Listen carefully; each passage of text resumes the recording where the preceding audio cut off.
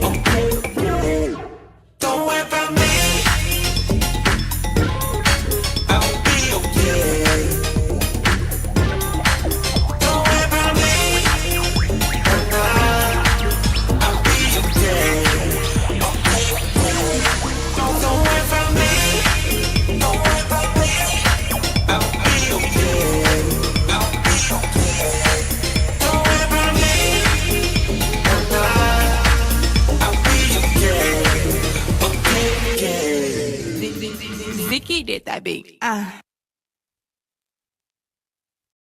Don't ever assume that because you're going through something that your ministry stops. Because your ministry is your lifeline to your own healing.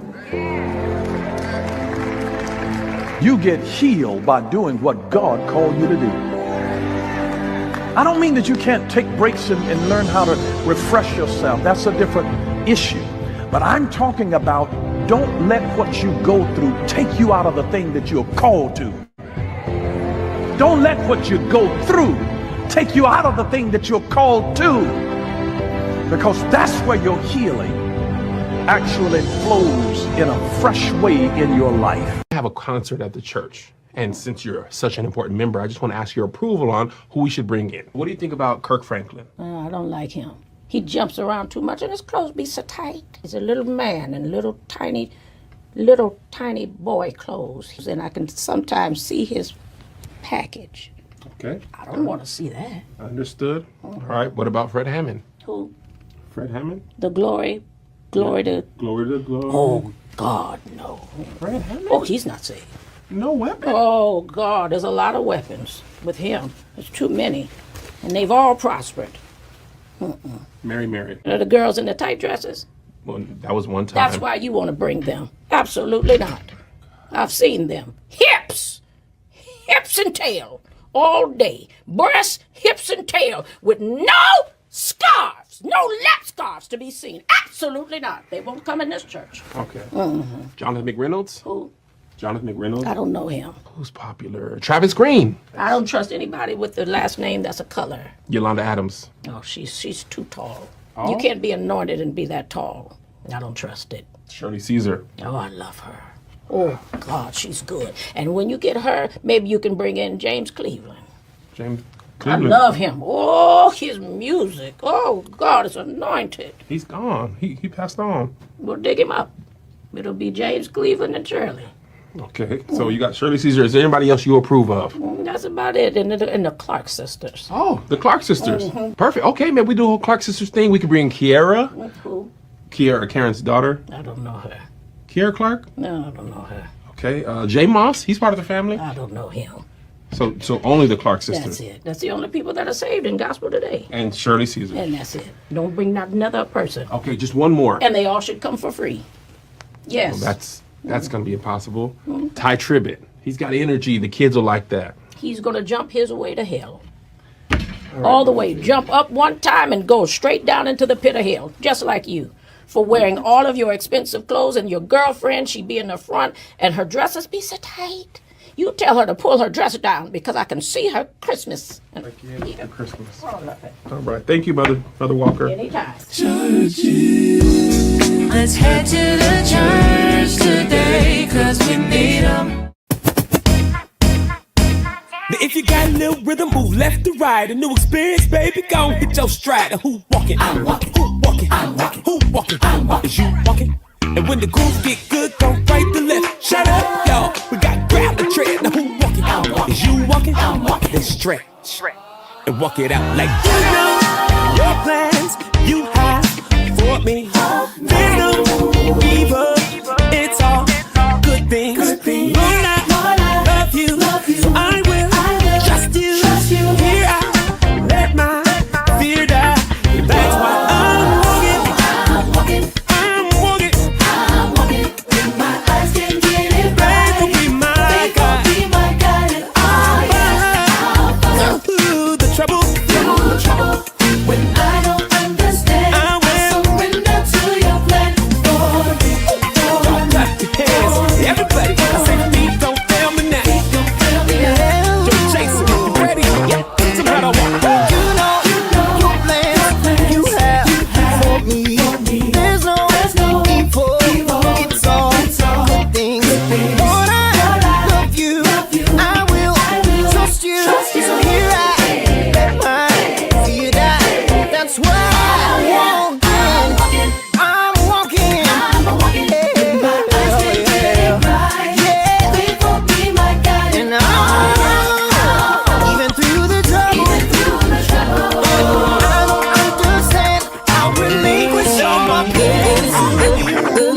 open up doors. Took me down a path I ain't never been before.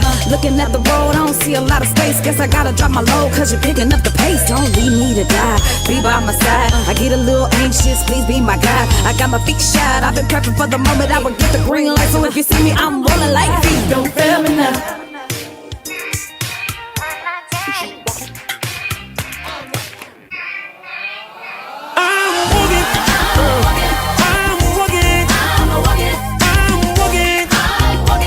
Like I am by faith. Oh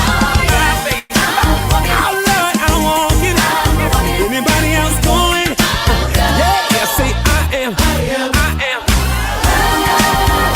I'm walking. When my eyes can't see it right, will be my guide. Oh yeah, I'll follow. When I don't understand, I surrender to your plan for me.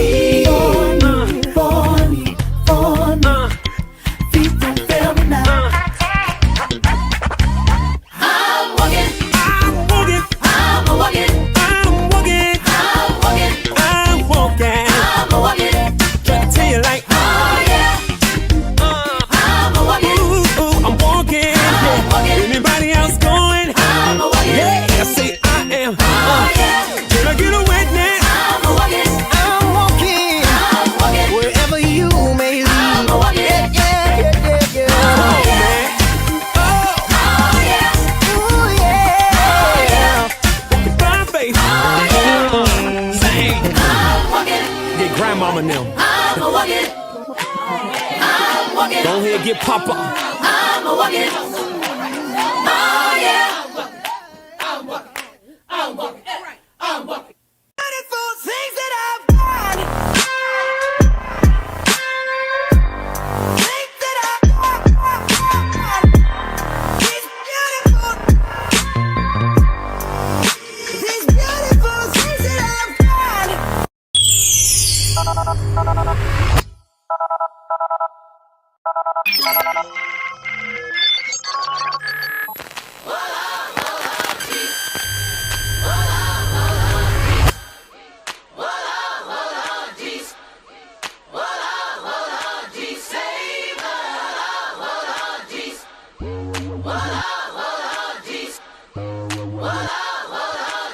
What's up, everybody? What's up, everybody? Good morning. My hair all over my head.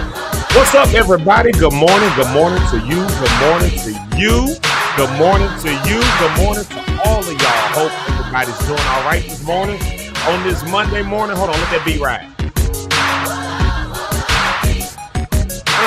All right, cool. Good morning, y'all. What's up? Good morning to y'all. Happy Monday. Hope everybody's doing all right on this Monday, May the 19th of the year 2025. You are locked in with Zeke Live in the morning. Of course, I'm your host, Zeke Locke, and I got my man's Eric Rideout. We got Pastor Rich Holmes with us on today.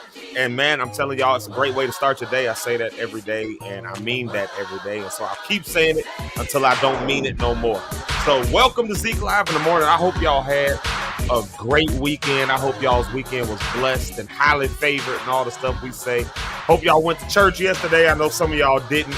And I listen, I don't judge. I know y'all didn't. I know some of y'all didn't go to church, and that's all right. And I know a bunch of y'all did go to church, and that's all right too. And I know it's a few of y'all that just, went to brunch instead. Tell me how that was. That was, man. Listen, if we this weekend, this was a long weekend for me. It was longer than I anticipated it being. Friday ended up being a longer night than I anticipated. And what did we do Friday night? I feel like I did something with my wife on Friday. We had to do something on Friday night. And Friday, I'm tripping after working. Yeah, after work, we went to go see Miss Ari Simone. Y'all remember we were advertising that. We were advertising Ari Simone. She was at the Royal Bistro. I don't know how I forgot that just that quick. Yeah, we were at the Royal Bistro. You remember Jeremy Keys came on Thursday talking about it, and then Ari, she performed on, and I want to tell y'all something right now. Hold on, wait a minute. Stop the music. Y'all got to hear. Y'all got to hear. Listen, wait a minute. On Friday night, I was so proud of Ari Simone, Jeremy Keys, Phil Glover, and then I even saw Matthew Skills. I've known him since he was a kid. Brony Cat, if you here yet, Matt, listen, man, listen, he is killing on the bass, and then Fly Guy Bird was on the guitar. And if you know anything about Bird, he is just an amazing. I don't even know Bird's first name. What is Bird's first name? Like, what is Bird's first? Anybody know Bird's first name? The guitarist. Anybody know his first name? I don't know his first name. I just know it's Bird. All the time I've known him, I've only known him as Bird. One of the greatest guitarists that you'll ever hear. Listen, I mean, just the whole show on Friday night, kudos. I was so well impressed. To everybody who came out, I think they would agree with me when I say that the show was just right there. It was exactly what we needed. Me and my wife, we enjoyed ourselves, and Eric was there with Deja, and it was just listen, it was a really good time Friday night. So kudos to Ari Simone and Jeremy Keys and Phil and Matt and Bird. Shout out to them, y'all. I'm gonna start calling, I don't know Bird's name, so I'm gonna call him Demetrius Bird. I know that's not his name, y'all. But listen, it was just a really good show over at the Royal Bistro. Cool venue. Great show. The music was phenomenal. I was so proud sitting there watching it. It was just a great way to cap off a Friday night, like to go over there and support that. And I was entertained. So I loved it. I appreciated it. It was amazing. I absolutely enjoyed it. So let's see here. What else happened this weekend? On Saturday, I tried to sleep in. I was so tired, y'all. That Saturday, I eventually just tried to sleep in. And I did kind of, but then was still up. And then Saturday night, we had to make some runs, my wife and I. And then we went out with my brother-in-law. We had like a whole double date thing that was planned. So we had to do that Saturday night. So, and then of course, Sunday was a long day because Sunday I played for 2 services, y'all. Now y'all know this. I don't play no more. That's not something I do. It's not because I don't know how to. It's just something I don't do. Like I call keys when I need to. I call keys when I need a keyboardist or something, or Richard Gibbs III. I call my keyboardists. People who play for me. Like I call them, so I don't play. But Rich, the guy who plays for my service, Rich Gibbs III. Shout out to him. He plays for service at me on. He plays for me at service at APC at 12:30 on Sundays in the morning. But Columbia College, which is where he goes to school, they were having graduations, and so he had to play for that, and so he wasn't able to be there. But he also plays for another church, Oakdale Covenant Fellowship, Oakdale Covenant Church. I'm sorry, OCC, Oakdale Covenant Church on like 95th and Vincennes. So, anyways, he was not able to be at either of his services. He needed to fill in. So I went and I did the fill-in thing, y'all. It's been a while since I played multiple services and played the whole service. And of course, he wasn't at my service either. So I played that service. So I played all these services, had to learn songs, play notes. Musicians, it's a tiring day. I get it. You be sitting on that organ bench for a whole time. Your back be hurting. Your fingers be swollen up. Man, So anyways, I relearned what it was to have to play multiple services on a Sunday, on this past Sunday. So my body is just like, trying to get back in the game for this week because there's a lot going on this week. In fact, we got an announcement to make about tonight. I'm gonna wait till Eric gets on here. We make that announcement. So because that's going on tonight. So we'll make some announcements when Eric get here. And we'll do that because I gotta get myself together. Gotta get myself together before tonight after playing all them services. More church than I've had in a while. So there you have it. But let's see here. So that was my weekend. I hope y'all had a really good weekend. I hope y'all had a good time. I hope y'all did the thing. It's one of them things where if you don't use certain muscles, once you use them again, and I don't care what nobody says, sitting on a keyboard is a usage of muscles. The fingers, they don't move unless you got muscles. So these are muscles, the posture you have to have. If you don't know it, if you're playing organ or if you're using both of your legs, and that position kind of an awkward position. So, you got to have some strength in the back of your legs. It's real, and all the coordination that goes into it, and just the thinking. And if you ever been in a black church service, which I'm sure all of y'all on here have, it's a very dynamic service depending on where you are. So it may start one way and go another way. We're APC, and within the first 10 minutes of service started, we were shouting. So I had to get my bump beat on. I was revving the organ up. And on top of all of that, I don't know, we was in the key of E. On top of all of that, I was on the organ, so I couldn't even transpose. We was in the key of E. And then I knew that wasn't going to be the right key for Pastor Bill, so I moved him to A flat, which made life a whole lot easier, of course. And if you're a keyboardist or organist, you know what I'm talking about. When I say trying to play church stuff in the key of E, especially if you ain't did it in a while, is not the will of God for my life. So we moved the key to A flat. Anyways, it was just a whole lot, and I had to remember how to be a musician. So I got to be a musician on Sunday yesterday. And so I'm still recovering from that. But that's okay. That's all right. I fill in, a song here or there. Drummer got to leave early. I jump on the drums. The musicians getting there late. I play the passing chords. I do that kind of stuff. I write music, of course, from my keyboard or bass guitar or something, but again, I pass it off. So I had to do all of that. I had to do all of that. Churching in E was just... That one right there, though, that was trying to find the right chords. All right, but we did it. We got through it. It was good. It was all right. And if you were a keyboardist in a black church, you know exactly what I mean. Like E, I was cool with E. If we would have been in D or A, we would not have been in D or A. I would have changed that key so quick. I don't care. We would half step up, half step down. We are not doing I can't do them keys. I just can't. My worst keys on the keyboard. So anyway, praise God, we didn't have to do that. Or, the worst is when some old deacon or somebody gets up, starts singing a song that you really don't know. You're not familiar with it, but you can kind of feel your way around it. Be in D or A, not be the key, but be in one of those keys in either D or A, and trying to just feel around for a song you don't know. Oh my God, you talk about embarrassment. Right, so thank God for whoever invented the transpose button. But when you're on an organ, you don't get that transpose button. So, you just got to do it. Anyways, that was my Sunday. That was my Saturday. That was my Friday. Long, busy weekend, but such a great weekend. I was so proud of the music and the performances and things I saw. Before I bring Eric to the stage, because time's getting away here. But before I bring him to the stage, let me make a couple of announcements. Just a couple of them right here, if I can get them loaded up to the screen. Let's see here. So first announcement to make. Of course, y'all know I've been announcing it all week long. All last 2 weeks, really. We've been announcing this multiple times during the show. But I want to make sure you guys are aware and remember that this is going on right here.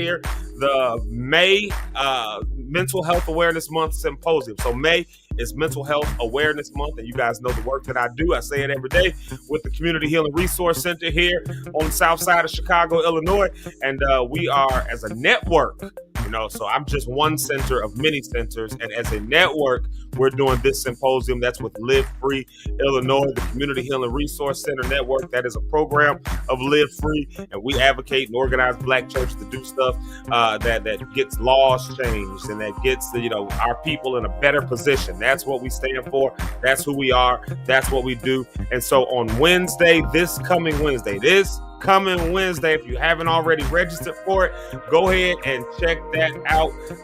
There's a QR code that's on there. You can go ahead and register for that. I know there's a few people from here that are coming, and that's pretty cool. That makes me really happy and excited. But yeah, nonetheless, though, go ahead and sign up for that. That's this Wednesday from 9 a.m. to 3 p.m. We're still trying to see if we can get a way that I can go live in there.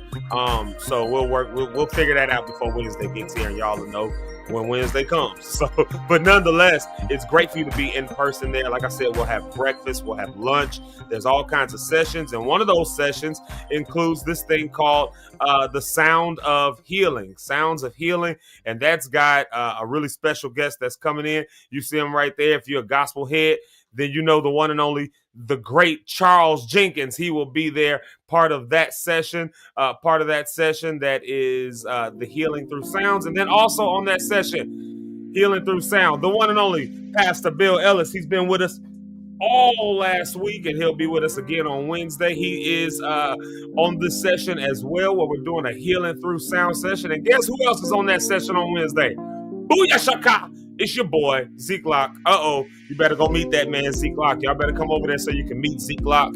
He is a hoot. If you haven't already seen him before, I'm telling you right now, he's a whole hoot. So that is coming up this week. That's coming up this week. What's this announcement here? Oh, that's the thing I was at on Friday. Yes, that's what I was looking for when I was talking about it. So, what?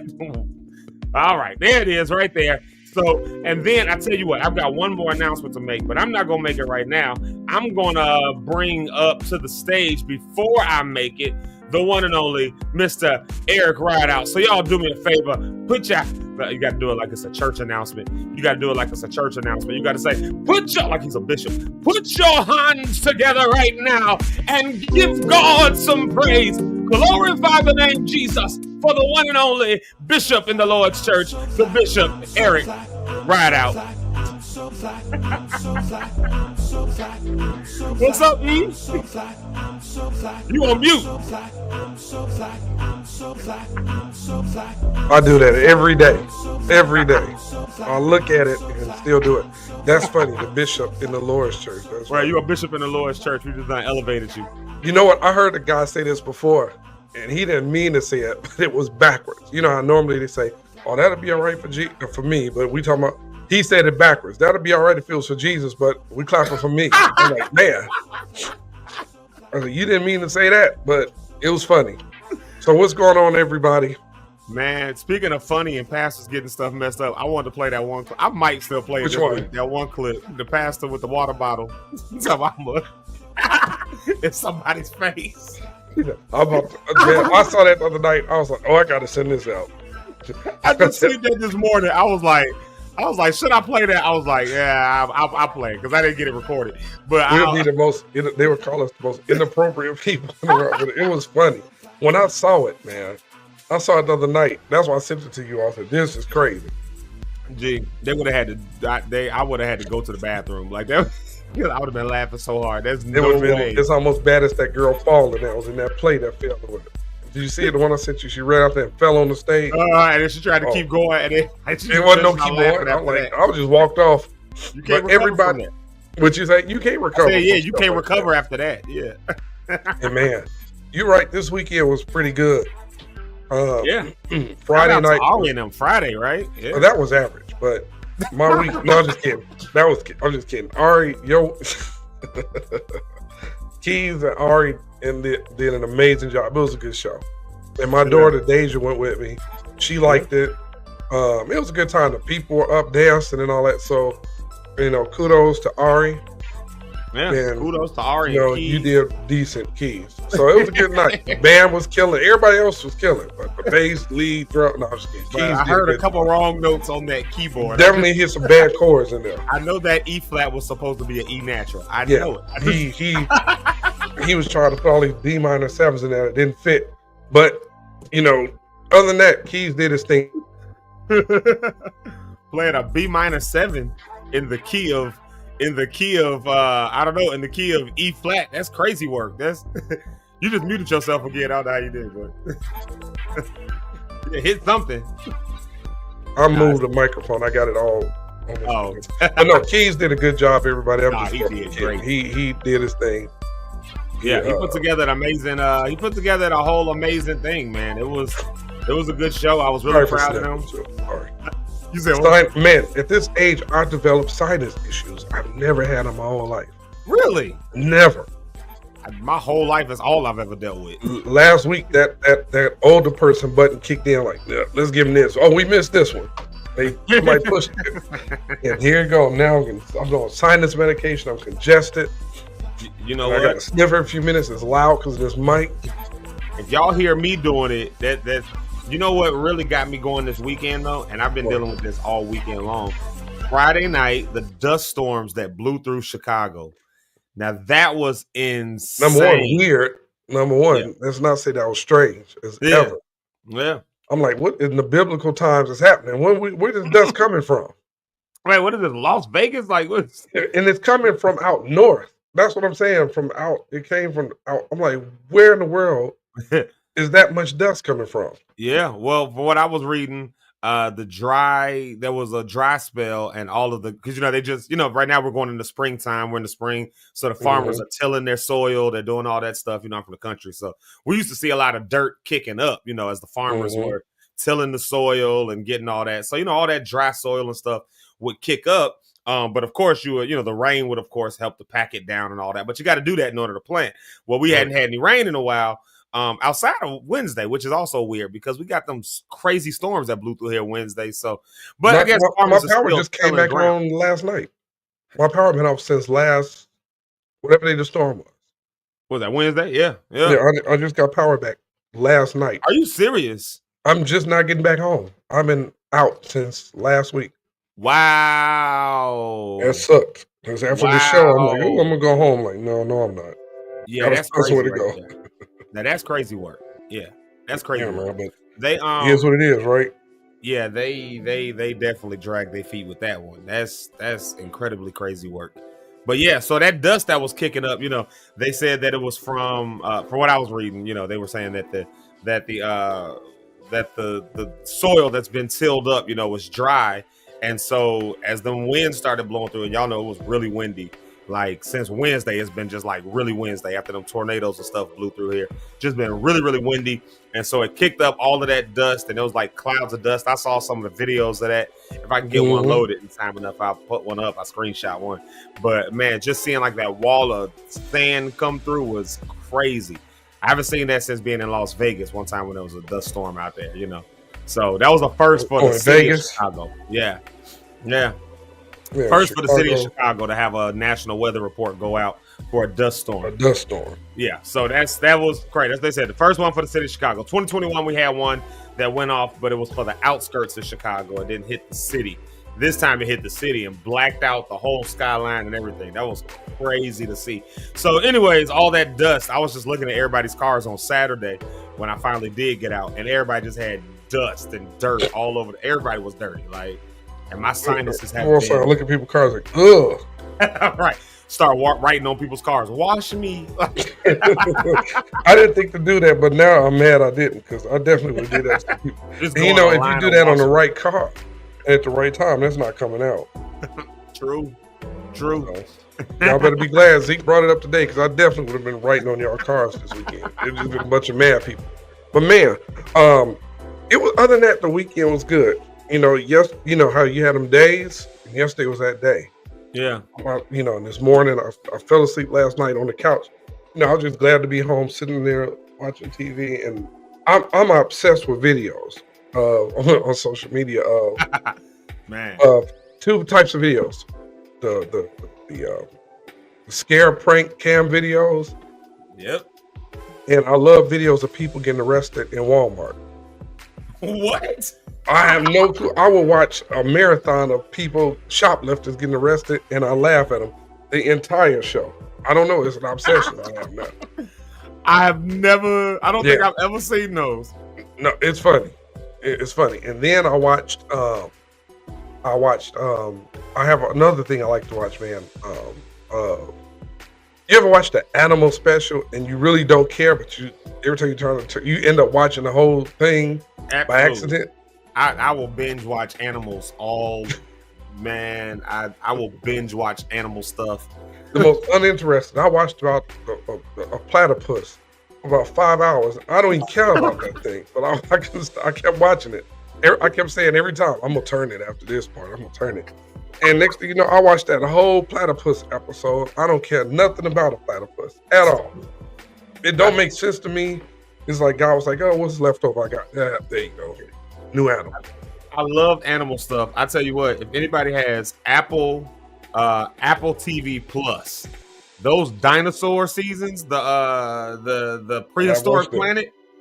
Listen, I have watched each of those episodes at least 10 times. Like all kinds of dinosaurs I didn't know existed. So those are my new animals that I watch now. When I'm just feeling a day where I'm just tired and I just want to turn the TV on, I turn on Prehistoric Planet and I watch dinosaurs like a 5-year-old. Like I just be watching them. It's good though. Some of them things be good, especially the names.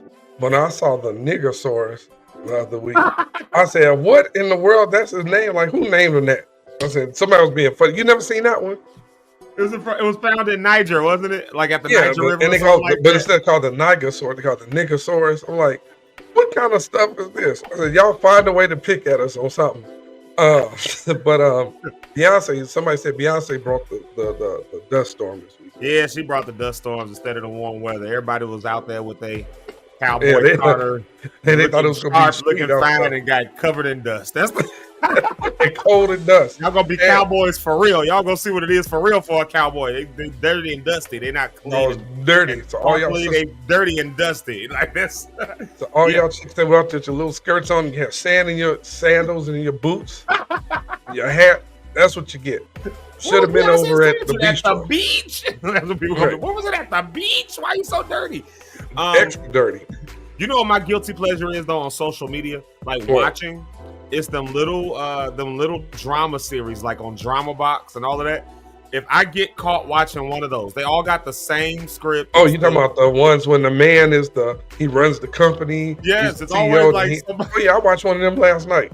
See, those will get me. Those right there, they get me. I just watched one. What's the guy's name? The King of the CEOs. I watched that. Oh yeah, I watched the King of the CEOs one. Yeah. He was like, you know, I didn't finish that one, but I know it had ends. But I did. I did finish it. But it makes me the thing with those, they stretch it out for so long. You're not the king of CEOs. Who says that I'm not? You're not the king of CEOs. The king of CEOs not here. Is he not here? Is he or isn't he here? The king of CEOs will be here any minute now. Where's the king of CEOs? Oh, he's on the way here. Am I the king? I'm like, man, y'all to say that same thing. Get to the point. We all know it's him. And they always got this one part. They be like, Mr. He's like the head person. Yeah, be here in 10 minutes. They always got to be here in 10. And then they be like, oh my God, we have to get there. The CEO is here in town. He's got to. I've never kissed no CEOs but that man in my ever. It would never. What is the king of CEOs though? He's the king of Kings Corporation. The king of CEOs. It makes no sense. It's a dumb show. These Chinese plot lines are wild. But these was American people doing it.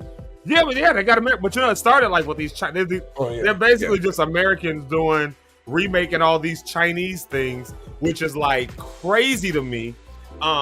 It's crazy to me because the plot lines be whack. Like nothing like what looks like in America. Like they just be like if somebody is. Like, so I'd be like this. Who are you to talk to me like this? Because, you're nobody. I'm rich. Or like they be presenting gifts. Here's a gift of wine. $3 million.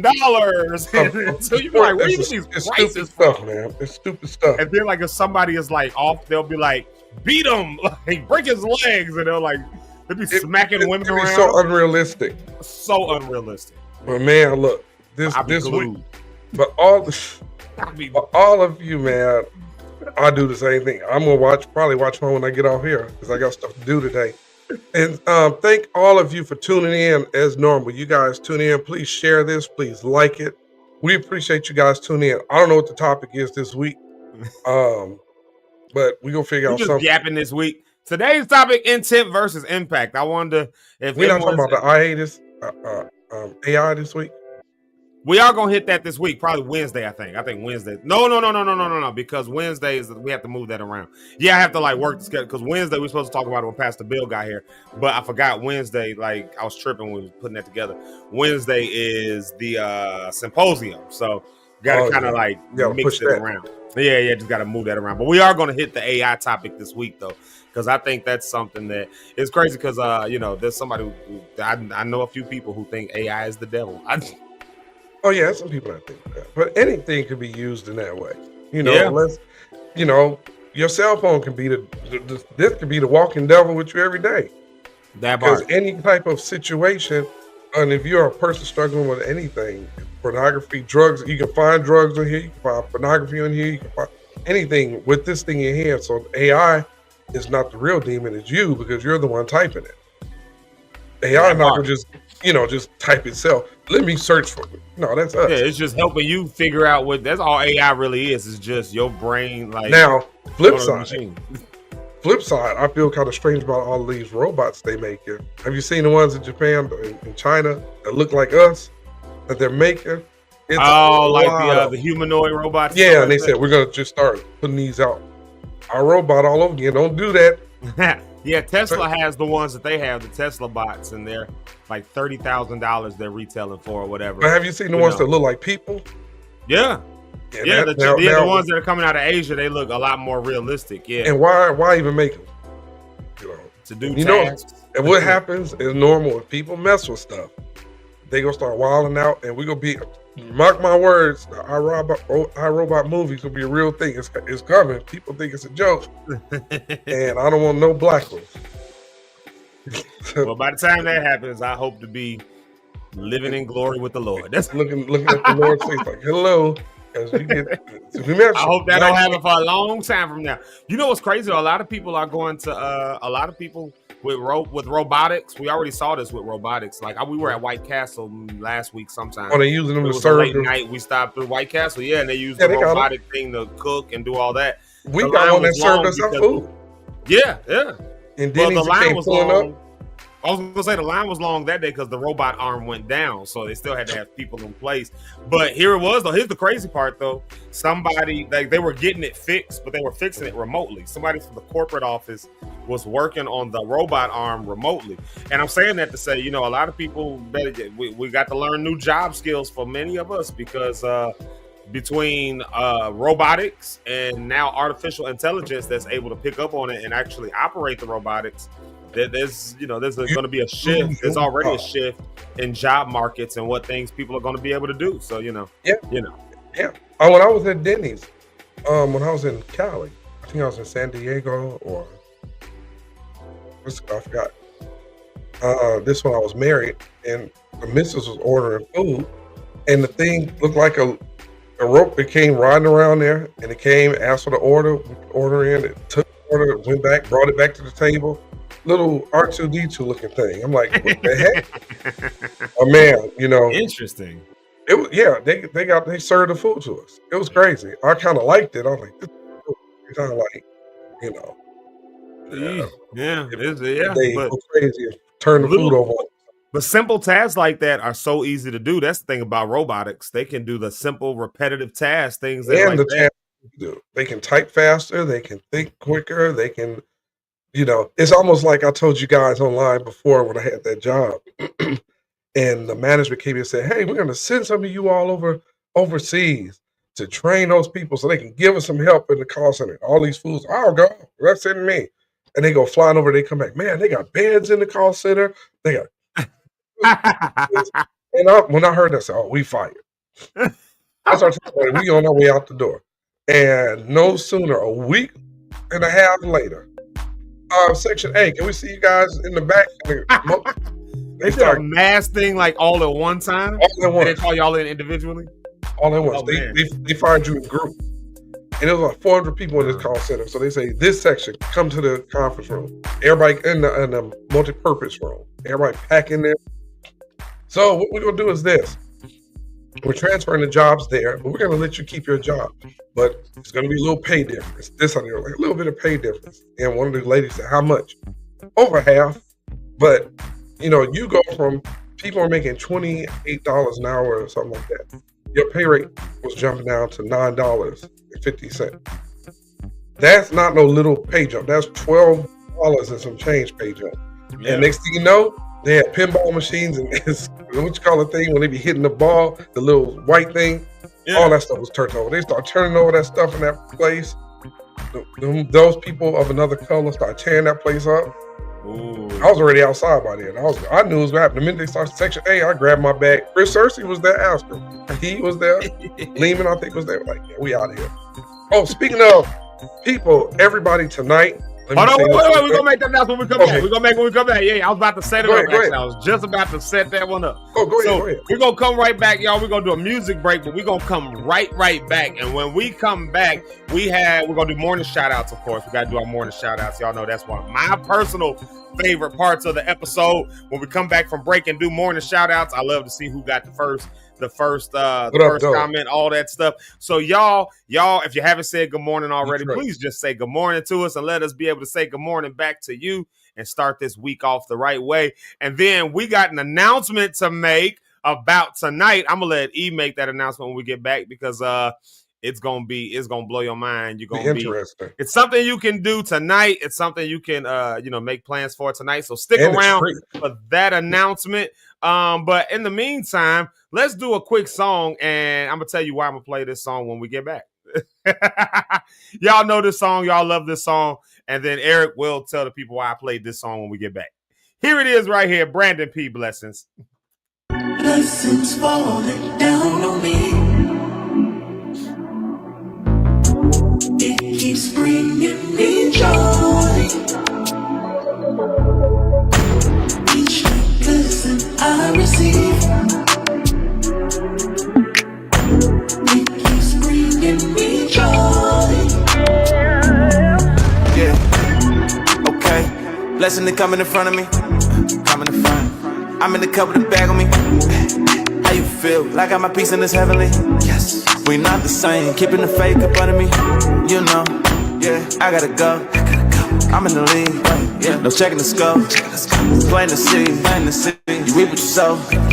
You cannot face me. I gotta say this life is amazing. Yeah. 1, 2, 3, 4, 5. Time he saved my life. Come in with that talk. Please don't kill my vibe. Shorty got that walk. She know what I like. Yeah. With the gang and it's some shit, yeah. Okay. I'm in the still, I got the truth. Look at the pedigree. Okay. I never lose when I'm on the move. I'm leaning on the G. Okay. Dipped in the water, only the Father coming in clutch for me. Coming in clutch, coming in clutch, coming in, yeah. Blessings falling down on me. It keeps bringing me joy. Each blessing I receive,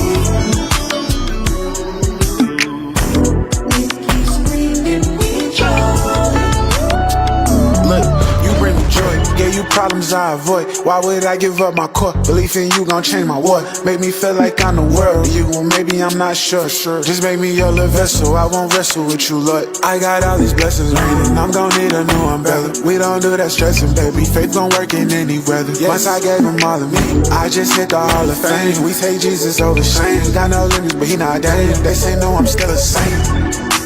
Yeah, I got a lot to prove. Fill my life with room. Yeah, I got that tune. Yes, I couldn't help it, my confession. Tell him I'm about to bloom. He wrote me up from the womb. Blessings coming soon. Blessings falling down on me. It keeps bringing me joy. Each new blessing I receive,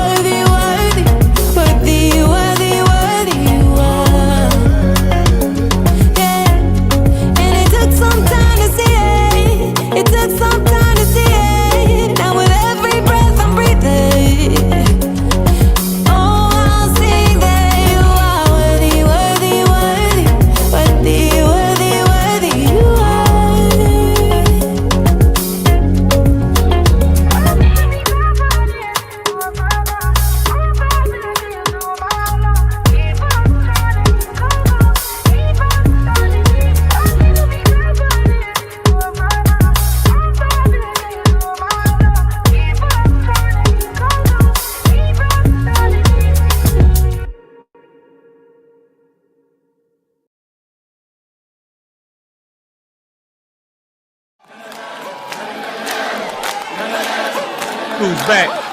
Guess who's back? Guess who's back again? Y'all, we're back.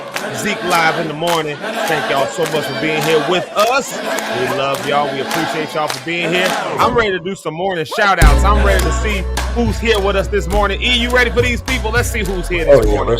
Let's see who's all here this morning. Of course, that was Brandon P. and Blanca. And you know, I love both of those songs. They be in my playlist. I'll be riding. Oh, yeah. I'll be riding. I just can't get away from those songs. I just love those songs. Yeah, I just can't get away from them. Let's do our morning shout outs and then let's make this announcement because the people need to know about what's going on tonight. Yeah. Let's see. Let's see who's here this morning. Who's here this morning? Matter of fact, I'm gonna change the track. This one is too vibey. We need some excited track. Let's see. Let's do this track. Let's do this track right here. There you go. I think that's the one right there. That's the one we're going to say morning to. That's the one. Let's see. Who got first comment of the day today? Drum roll, please. That's our one and only Miss Sharon Staten. She's back. That's Mama, y'all. She done made it back. She got first comment. Watch this, y'all. She got first comment over on Facebook. And then she went over to YouTube and got the first comment on YouTube, too. She said, I'm getting first comment on both platforms. So there you have it right there. First comment of the day is Mama. Y'all show her some love. Show her some love. And speaking of mamas, look who got second comment. The second person to comment is our favorite. Johnny Rideout. JP Rideout. Eric's mama, y'all. That's Eric's mama. Y'all already know what to do. Y'all give Eric's mama some love. Y'all give us some hearts. We was that Friday, Eric? And we was like, where was mama at? Where was... You know, yeah, she had took some, so she wasn't feeling good. Had took something and knocked her out. She woke up after the fact. Oh no! Then she watched.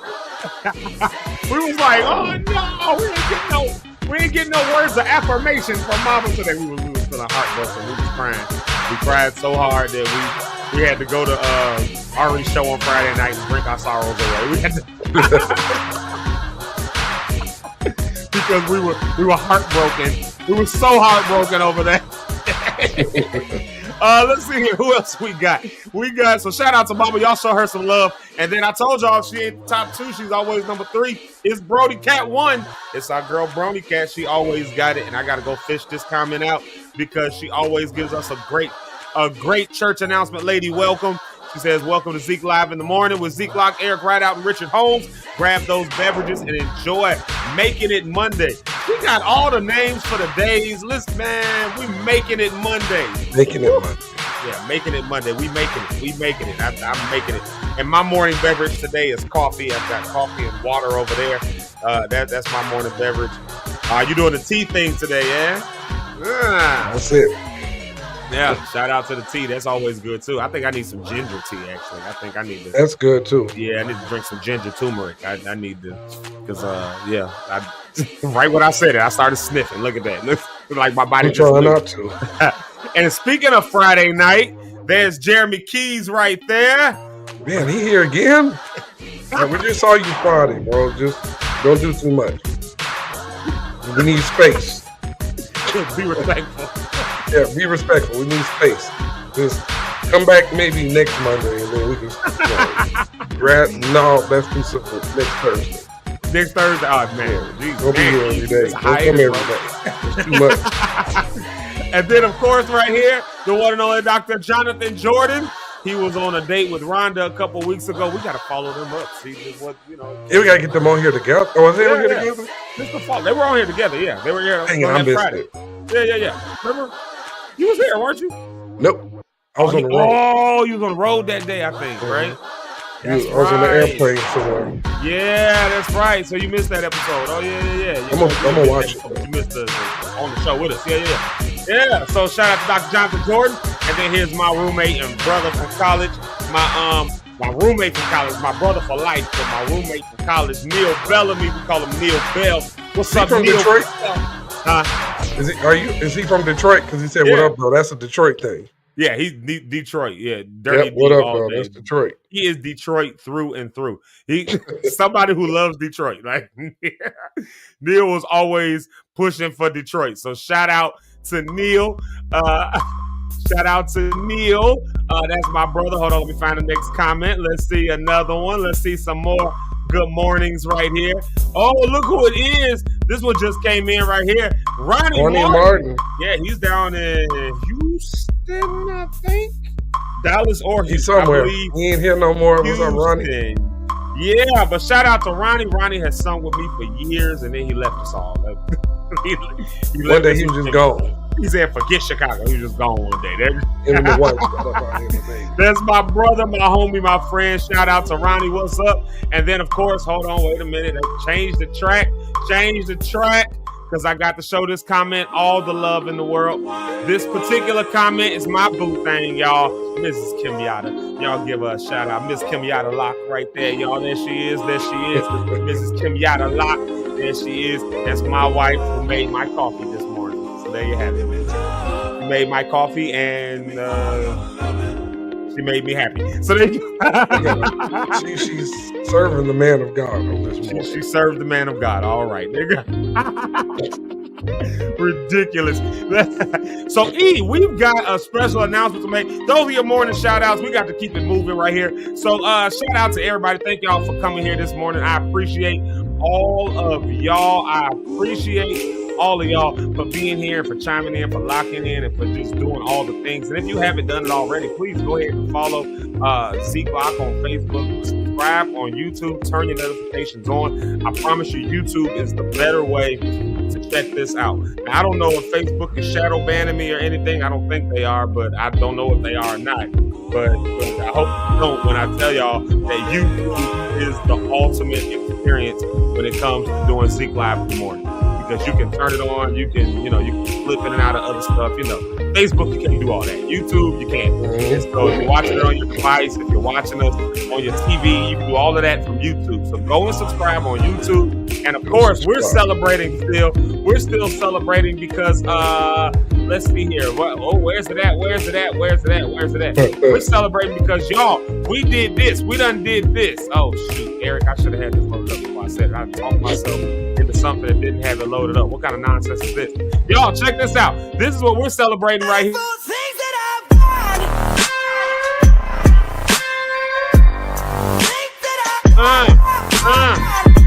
Y'all, we did it. We did it. Congrats to the Lock Stars. I'm gonna keep on pushing that. I'm gonna keep on plugging that because that's a big. That was an accomplishment, right? Yeah, that really is. I just cracked my voice just like y'all can hear my sinuses brain. I just said it really is. It's like a puberty child. Puberty. Gotta play that song.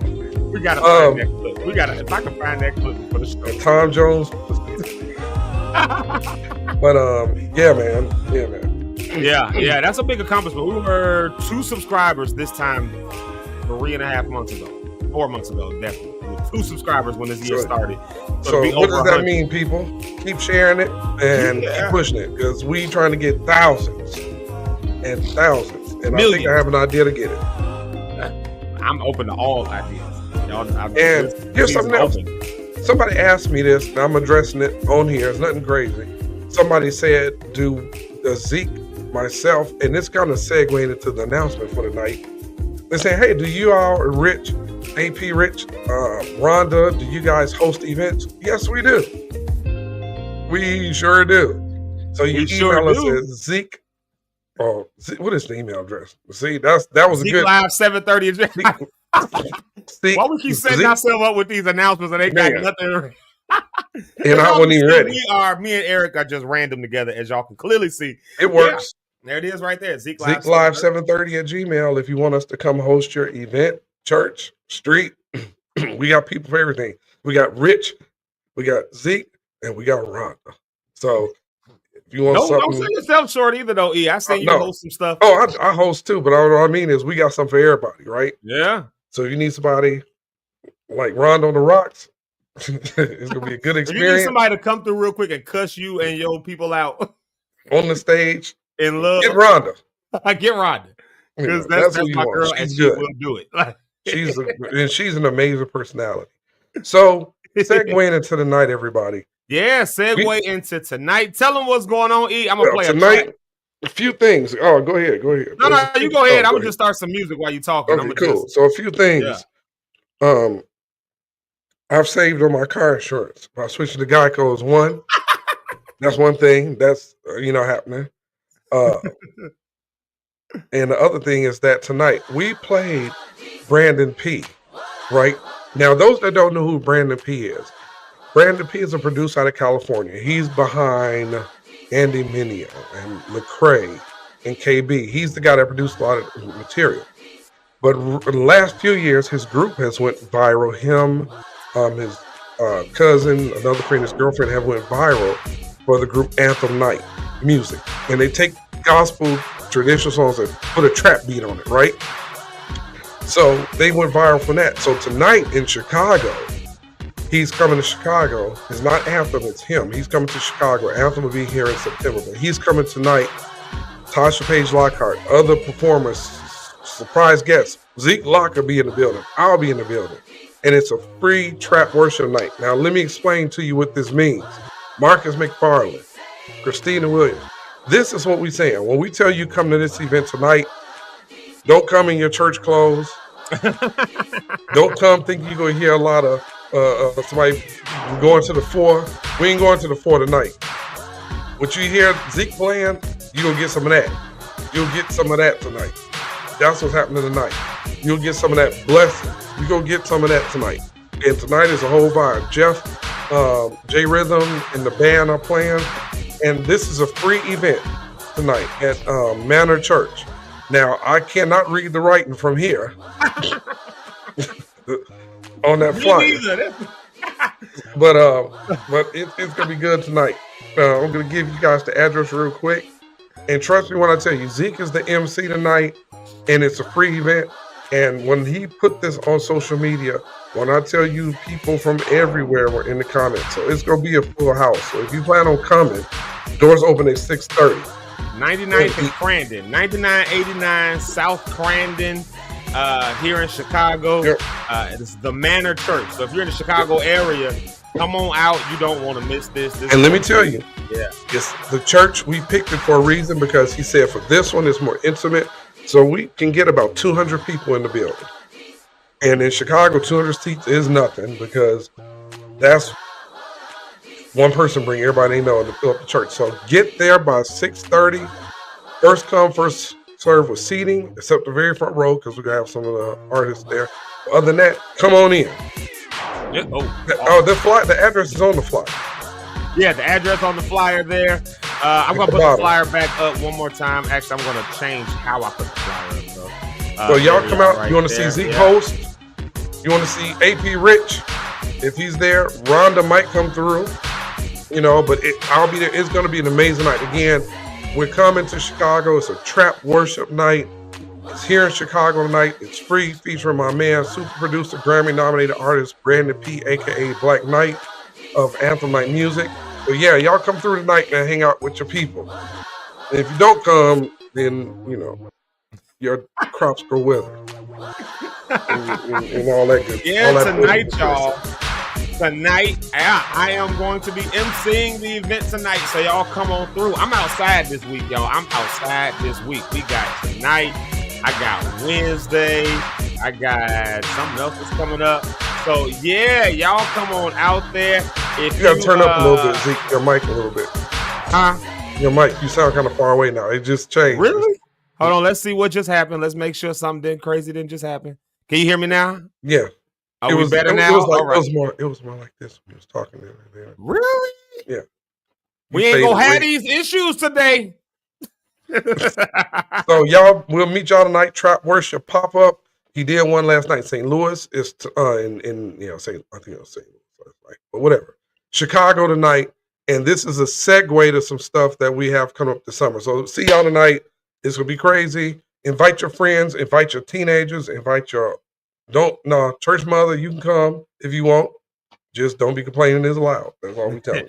It's too loud in here. Turn it down. It ain't nothing turning down. Play some. One person holler, turn it down. The music will get louder. So, and DJ Red will be there tonight. Zeke. Who? DJ Red. Red is on the. DJ Red will be there tonight. So y'all come see DJ Red. Red spinning tonight? I don't know the lineup. Is Red spinning tonight? Yeah, he gonna be doing a little stuff, man. People coming in and moving around on the stage. And when I tell y'all it's not a long show, It's gonna literally start off DJ Zeke will come on, say a few words, and introduce the act, introduce the main act, and that's it. It's just a band coming up, the 808s and everything. So drum pads, all kind of stuff will be in that night. Y'all gonna think y'all at you'll see. Just come tonight. I ain't gonna say nothing else. We're gonna have a good time. That's you don't come, don't tune in no more. No, I'm just playing. No, I'm just kidding. But be there tonight, Chicago. Spread the word. If you're from Chicago, just share this. If you're not from Chicago, go to my page or go to Zeke's page. You can grab the flyer off my page and share it. Thank y'all. Appreciate you. Yeah, but it's been shared on my page a couple times, so you can go and find that on my page. I literally just saw that. But when I say after last night, I was knocked out, so I didn't see the flyer until this morning, and I was like, "Oh shoot, I forgot about posting the flyer." So yeah, but I saw that people had shared it to my page, so it's still on there. So like Eric said, you can go to my page, you can go to his page, you can go to it's gonna be good tonight. Page. You go to a number of pages. Tasha page sharing the flyer. You go to whoever. Just go to somebody's page and get it. Yeah, go to my page if all else fails. Most of y'all are already following me anyway, so you'll see it on my page where somebody shared it and all that. Please go ahead. You'll see it's on there. It's on 99th and Crandon in Chicago. So right off the E-way. Yeah, come on over. It's gonna be a good time, and I'm excited for it because it's gonna be crazy. And we don't know what's gonna happen. I think the videographer is coming out, so it's gonna be one of those things. So that's what made them Zeke viral at first. All it was is what you used to do. It's just they would get together after church, and it was after concert. Him, his girlfriend Ashley, his cousin, and they just started vibing with a old church song. And the beat was, and they went viral first for "Break Every Chain." They redid "Break Every Chain," and everybody started sharing it. Then they made this other song, and it went viral on TikTok. A few songs, and now it's at the place like you know how it goes. Zeke. Now everybody. All you getting is that, and Ty Tribbett just did something with him. He's going in with their new concert coming up. Dietrich, Fred, they becoming Melvin Crispell just did something. So tonight is going to be something new, and even for Tasha Page, man, she did a joint. Tasha Page Locke'd to be there. Yeah, her joint blew up with them for her, and got her a lot of attention. So y'all come out tonight. Zeke might be doing something. They might have him come up on the stage and do something with the crowd too. It's just going to be a good night. So what we talking about today, Zeke? What y'all want us to talk about today?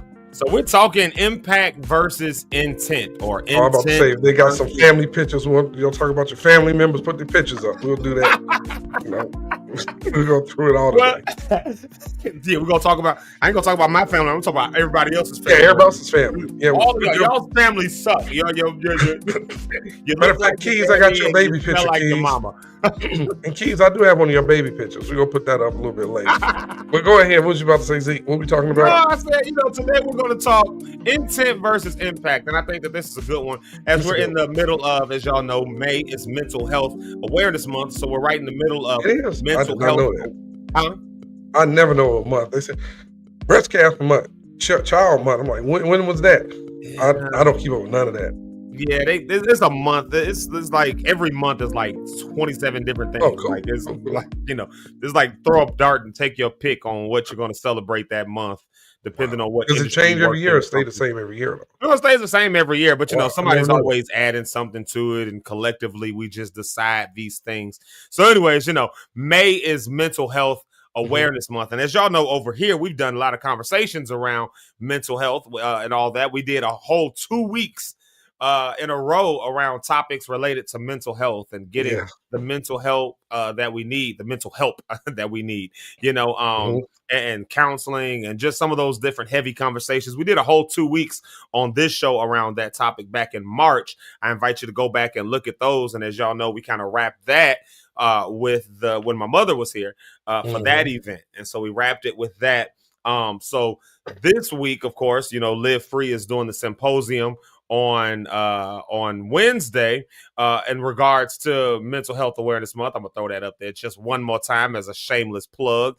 That's going on Wednesday, and of course, as I told y'all, Pastor Jenkins will be here, and me and Pastor Bill are also doing a thing on that day on the healing through sound and all that. But all of this points to ways that we can improve our mental health, ways that we can manage that. But one topic that I want to touch on that is a piece of language that I've used a number of times, and it's the language of what is your intention versus the impact that you actually have. Maybe it's the words that you said, maybe it was something you've done, and it's crazy because I've heard that conversation now, those exact words, intentions and impact. I've heard those phrases put together probably about 6 different times now in various conversations. And it's something I've already been kind of thinking on and considering. And so when I heard that, I think we were just talking last week, where after the show, I think, and Rhonda was on there, she mentioned something on one of the after show sets about intent versus impact and all that. And just like, this is a phrase that's just been ringing in my head.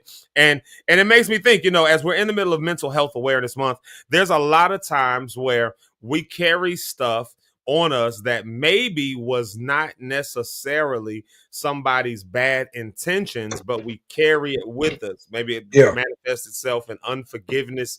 Maybe it manifests itself in feelings of shame or feelings of whatever the case may be, embarrassment, like we carry this stuff, and somebody may have had the best intentions in the world, but unfortunately the impact that they've had on you has been something that now you're carrying with you, and you can't seem to let it go. It ruins relationships. It ruins, and it's small, huh?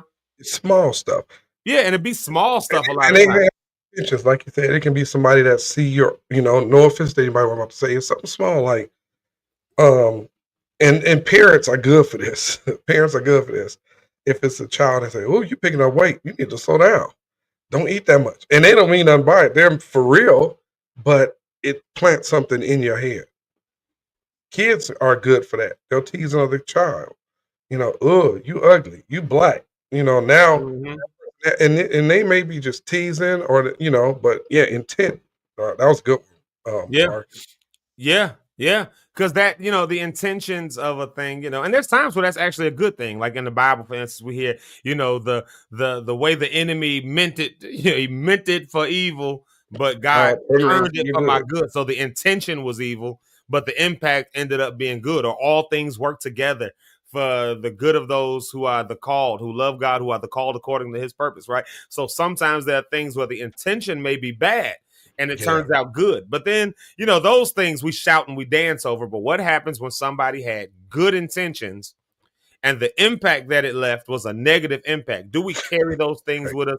Do we walk with those things? Do we hold on to those things? Has it ruined relationships for us? Relationships that may have been really good relationships, but because there was a misunderstanding, or because maybe it was just, somebody just didn't know the impact or the weight of what they said or what they did, now has ruined and cut through that relationship. And what ends up happening now, of course, we carry that with us. And as a result, we struggle here in our mental, as a result. And so we're going, we'll unpack some of that. And y'all feel free to chime into all of the comments and stuff like that, because I'm wondering, has anybody ever said or done anything to y'all? We're going to take a music break here and then we're going to come right back. But I'm wondering, has anybody ever said or done anything to y'all that, that maybe it's, maybe when an apology happened or something like that, and you realize they had good intentions, but it had bad impact. Sometimes it could be something as simple as somebody had the intention of, I'm to make something up here. Somebody had the intention of,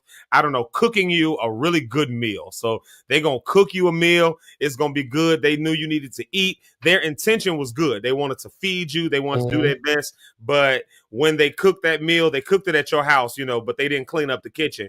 And so now, the meal that could have been a good meal now turned into them leaving your house after cooking this meal, and they left you with a big mess to clean up. Well, if I would have just gone out to eat like I wanted to begin with, I wouldn't have had this mess to do. Now I got to clean this up, and I got to do, so the impact on me, the intention was good, but the impact on me was a weight that I didn't necessarily need to carry, because you wanted to do something nice for me, or somebody had, like you said, another good intention, a situation happening in somebody's relationship. And you as the friend go tell the brothers, this guy just hit your sister. And then the brothers go whoop the guy. Now the friend is mad at you for being in their business. And then she said it never happened. And the brothers now, and it's a good intention. You didn't want your friend to be hurt, but by you stepping in, now you've lost your friend and you've pushed her closer to that situation. Not in all cases, but some cases. But it's good intentions. Yeah. And, these things churches. good intentions. The pastor, Yeah. we're gonna sit the young lady down. Now you've scarred her. But your intentions are good because you didn't want to bring shame upon the. It's crazy, but I know we. You know that's where the conversation is going to ultimately go today. It's going to ultimately go to the intentions that we have when we're in church, and some of the stuff that we say and do that we think is for the best, and we really mean it. We really mean the best sometimes. Your heart is pure with it. Drop the ball. Yeah, drop it bad. Yeah. Drop it bad and hurt people, and then people end up with church hurts and all that. And so we deconstructed a lot last week, and now let's deconstruct some of the stuff that's on the other end of that. What is it when the intentions are the best, but the bad stuff and the impact ends up being bad? So we'll unpack some of that conversation today. I want y'all to join in, want y'all to chime in. Y'all stay locked in because I'm really genuinely interested in this conversation. I'm gonna tell you why I'm really interested in this conversation again, because I'm really interested in the numbers and the data in church world. I love the church. I love God. I love God's people. I do. And I think that, God's people are more than church people. I think the church is just one iteration of God's people. I believe the Psalms when they say the earth is the Lord's, the fullness thereof, the world, and they that dwell therein. And so I believe that as long as you live on this earth, you belong to God. As long as you live in this world, you belong to God, because I believe the Bible when it says that. And so, I don't just consider what church people think. I consider what everybody's thinking and how we're engaging and how we're in relation to the world around us. And again, sometimes we have these great intentions. I mean, the greatest, the best of intentions. And then what ends up happening, we end up, you end up messing up. End up jacking people up. That's like Keys. He hops on the keyboard every time he get a minute. He has great intentions, but the end result is not good. So I know we're going to a musical break, but Keys have caused me church hurt in events. Just him showing up, and I look at him and just see his ears and his way his eyebrows look. It just bothers me. And then next thing you know, I can't receive a word. God can't speak to me. So I'm irritated at that guy. Now that's wild. Wild. What up, cousin? Jermaine. Here we go, y'all. Let's take a quick music break right here. Let's take a quick music break. We coming back. We talk about intention versus impact, and then we go have Keys. You got 5 minutes to respond. Keys. He owes me an apology because of your eyebrows and your ears. When we used to be at church, and you be playing on that keyboard and you hitting them notes and your ears wiggling and your eyebrows shaking, and it just threw me off for the whole service. I couldn't receive nothing from nobody. So, Keys, you owe me an apology. But all right, see, we going to the music. I'm muting up. Keys, Marcus, you laughing because you know it's true. There we go. Here we go. Music break, editorial. Let's get it.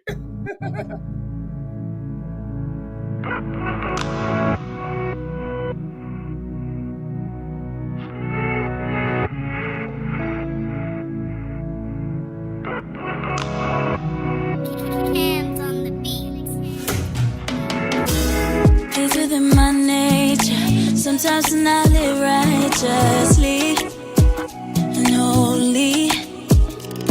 Why do I have to go astray? Forever want your eyes on me.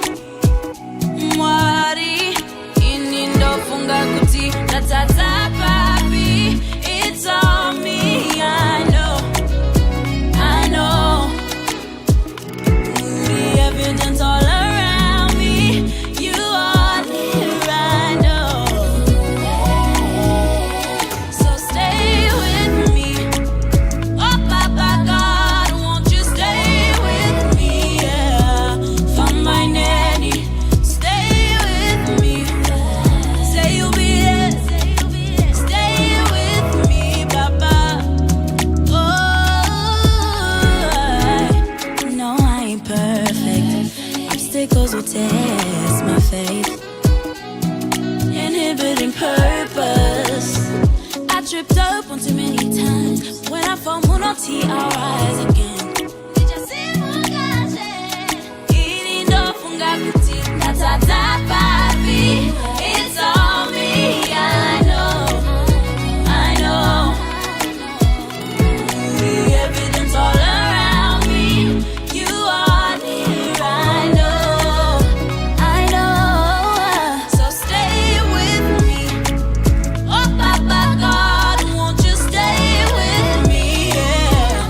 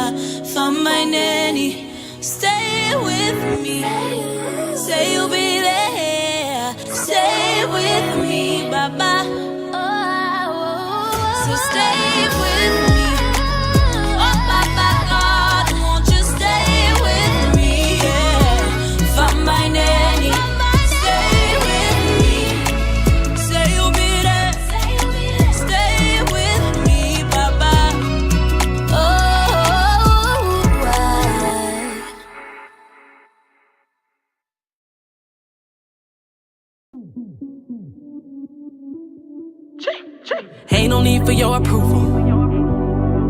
Nah, nah, nah, nah. Yes, I am made by the ruler.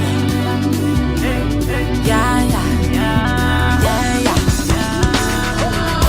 No need for your approval, cause I'm made by him. Designed to his plan, I am who I am. Reaping up the harvest that he promised me. Talk all you want, but you gon' have to walk for me. I confess I ain't been perfect all my life, but I am blessed and he forgave me when he died. Love my imperfections, chosen by the womb. A vessel to be used and I won't stop until it's through. Yes, I am a believer. Ooh. Yeah, yeah. Yeah, yeah, yeah, yeah. Dressed to impress for no reason. Yeah, yeah. Yeah, yeah. Ooh. No need for your approval, cause I'm made by him. Designed to his plan, I am who I am. Reaping up the harvest that he promised me. Talk all you want, but you gon' have to walk for me. Oh yeah, I am who I am. I am who I am. Yes, yes. Oh yeah, I am who I am. I am who I am. Yes, yes. Oh yeah, I am who I am. I am who I am. Yes, yes. Oh yeah, I am who I am. I am who I am. Yes, yes. Oh yeah. Look, your approval isn't needed. I get my kudos from Jesus. You knew my name before I was a fetus. With them on my side, no one can defeat it. Don't go to the DMV for my ID. I'm uniquely made, you can't copy. I'm big, weird, creative, and godly, and I get wild. Boy, Jumanji, what you saying is out of there. You should fall back like a rocket, yeah. I just assume that you unaware. You cannot hurt me, I'm more than a cocker, bro. I can't worry about what you say, cause you do not control my fate. It was my daddy who caught me when you thrift shot me, boy. Saving grace, forever changed. Yes, I am a believer. Yeah, yeah, yeah, yeah, yeah, yeah, yeah, yeah. Dressed to impress for no reason. Oh, yeah, yeah, yeah, yeah. Ooh, yeah, yeah. Ooh. No need for your approval, cause I'm made by him. Designed to his plan, I am who I am. Reaping up the harvest that he promised me. Talk all you want, but you gon' have to walk for me. Oh yeah, I am who I am. I am who I am. Yes, yes. Oh yeah, I am who I am. I am who I am. Yes, yes. Oh yeah, I am who I am. I am who I am. Yes, yes. Oh yeah, I am who I am. I am who I am. Yes, yes. Oh yes.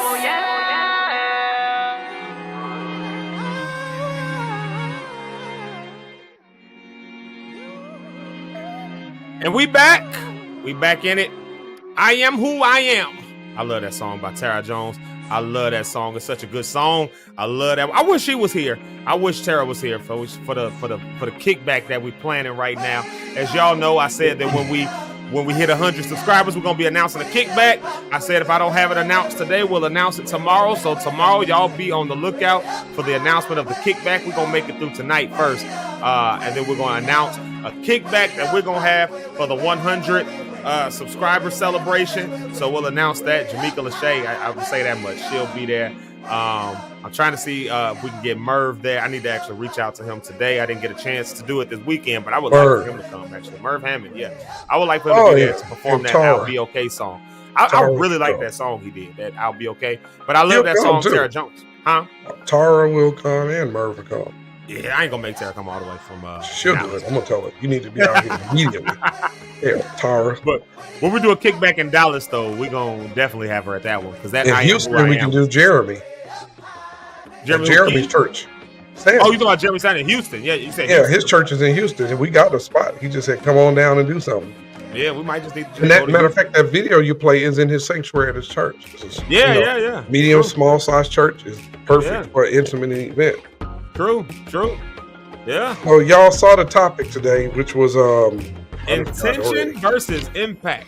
Intention versus impact. And that's a tough conversation, I think. It's not necessarily a tough conversation, but it's a real conversation. It's a real thing. So has that ever happened to you, E? Have you ever, I'm going to start it off like that. Have you ever been in a situation where you were, I'm just going to hit the elephant in the room because we always talk about church stuff because we church people and that's just what we do. And that's, if I was a Jewish person, I'd talk about it happening in the synagogue. If I was a Muslim, I'd talk about it happening over at the, if I was a Buddhist, I'd talk about, but I'm a church person. So I know what happens in the space that I dwell in. Right. And I know that, we as church people, we as Christians, we tend to have really good intentions. Most people have really good intentions for the stuff they say and do. A lot of times it starts with the idea of, and this kind of leads us back to what we talked about last week, but it starts with the idea of trying to save people's souls, trying to make sure that folks don't end up in hell. We don't want folks to end up in hell. And so as a result, we put a lot of stipulations and other things on people. And, the intention was to save people's souls. Well, what's the greater intention other than to save somebody? That's, of course, the greatest intent that you can have for anybody, to try to save them, to try to pull them out when you think they're going to die or something like that, especially when it revolves around your eternal soul, your eternal being. And so we oftentimes will do and say things to try to keep people out of that. But then the real world impact, the real world effects that it has on people sometimes is just not the best. So like you mentioned, the example of you sit the young lady down because she got pregnant. She gets set down. Now, in our minds, in old saints' minds, that's saving her from the, she needs to be taught a lesson. You can't do stuff like that. And you're going to have a negative impact on the church. So we can't have you out here pregnant and unwed and all that. But what did that do to the young lady who had to stand up in front of the church and tell everybody that she was pregnant, or who could no longer do the thing that she was gifted and skilled in because there was this sin, if you will, that she's committed. And so now she has to wear that. And so, Wow. It's like the Scarlet Letter. Yeah. Yeah. True. Yeah. Like what's her name? Was it Hester? I forget the Scarlet Letter characters. But you know what? And then as the girl is standing up, many times the father's either sitting in the pulpit or on the back or on the organ looking like this. Nobody said nothing to him, just her. You get up. Yeah. We need him.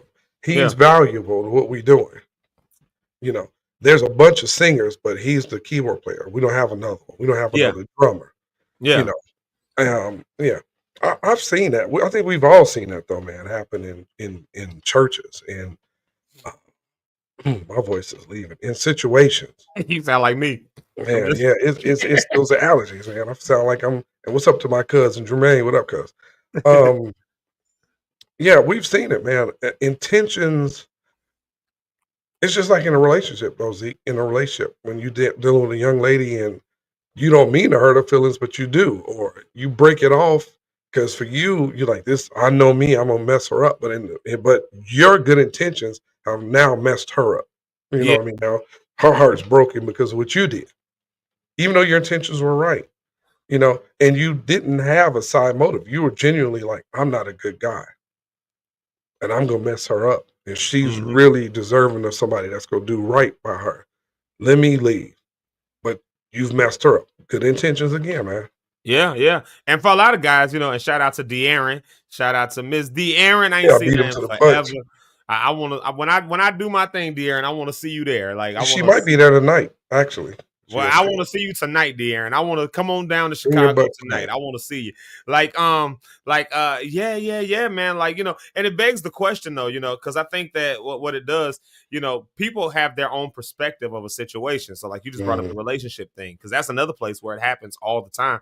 Like you said, you could be a guy and you could be like, look, I know I'm not ready for what this woman deserves, right? It could be that. And so you say, I need to step back, go get myself, and that's already a gamble for a guy, because at the end of the day, if you step back and that's a good woman, part of a guy's mind, and somebody go get her.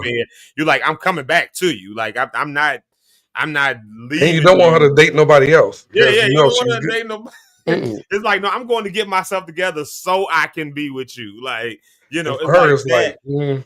But that's a gamble, because you know that if you do that, she just might find somebody to take the place of you, and it's done after that. Now you sick and you at home all depressed.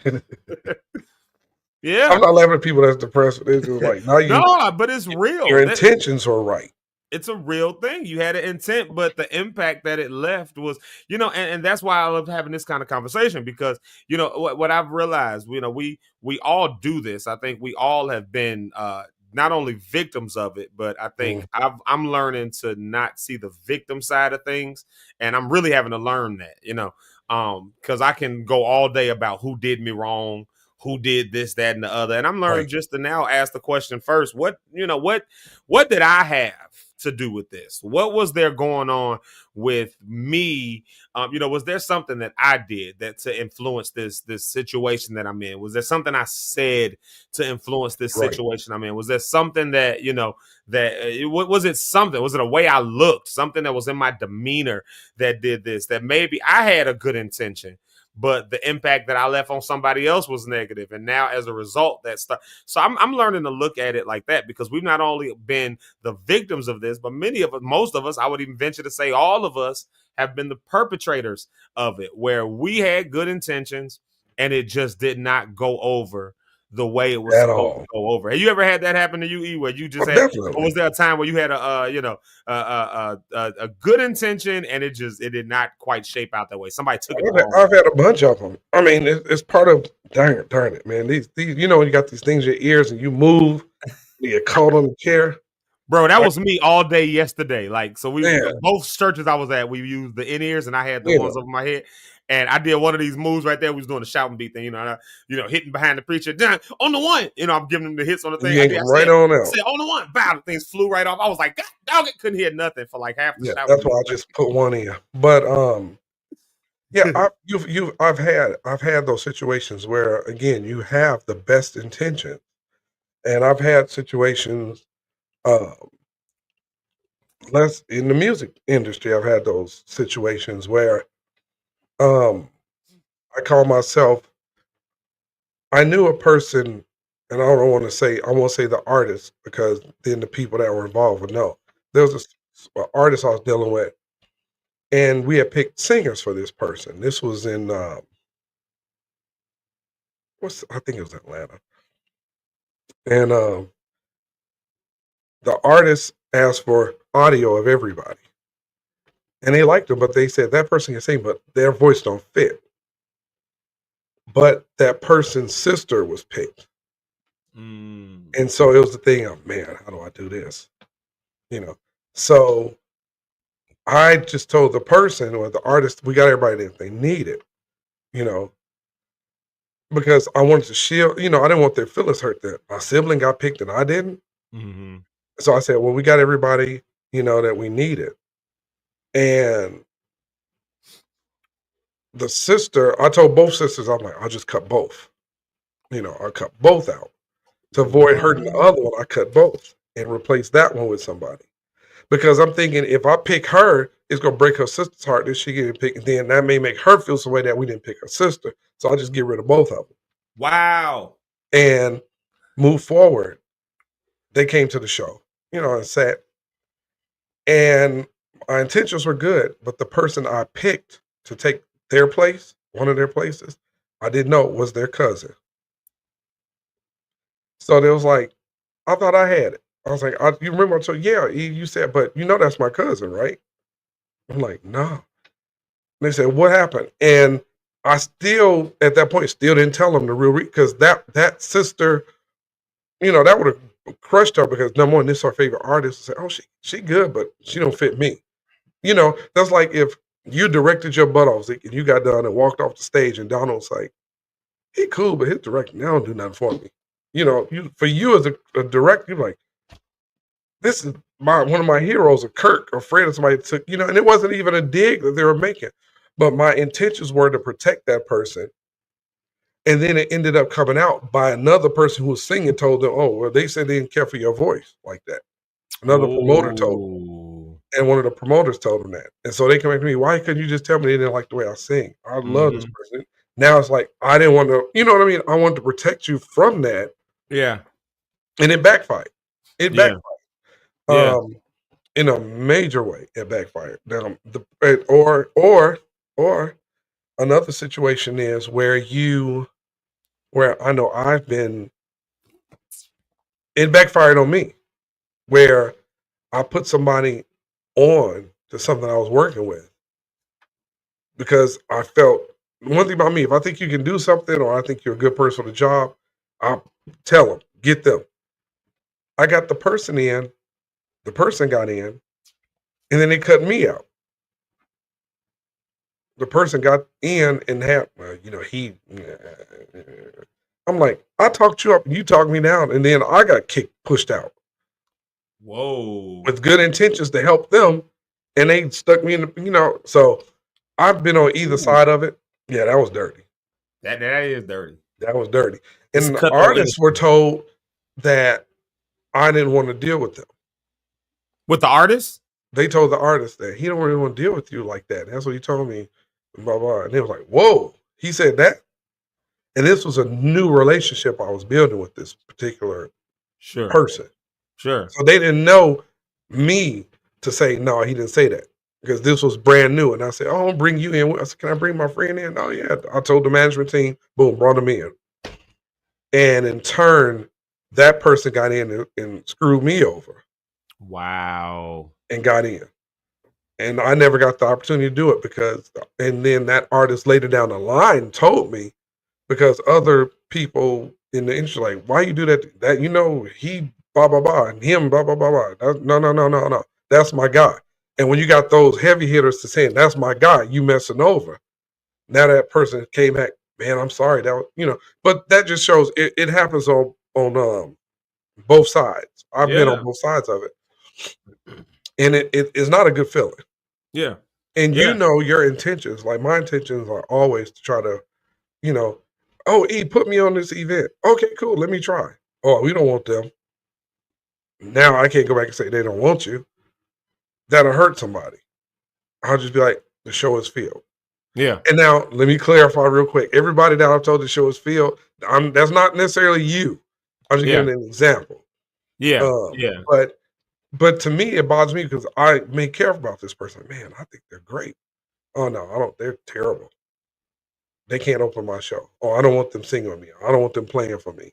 And it's like, how do you go back to that person and break that news, to them?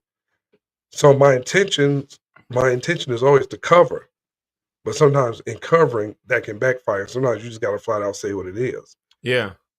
And, and it makes me wonder, like, do people with type A personalities, because, part of that is like the type of personality, like you're trying to make sure that everybody's okay. But somebody with a type A personality, they don't care. Like, they just straight up be like, hey, look, you. And there's times where I had to pull that out, like it's times, if somebody who. And I've been that guy, so I get it. Yeah, I've definitely probably. I know for me, I've been on the perpetrator end of that, right? Like trying to, in my head, push somebody, into something that I can see in them. So like, in the music world, y'all know I've had lots of singers that have come, they've come through some iteration of something I've done.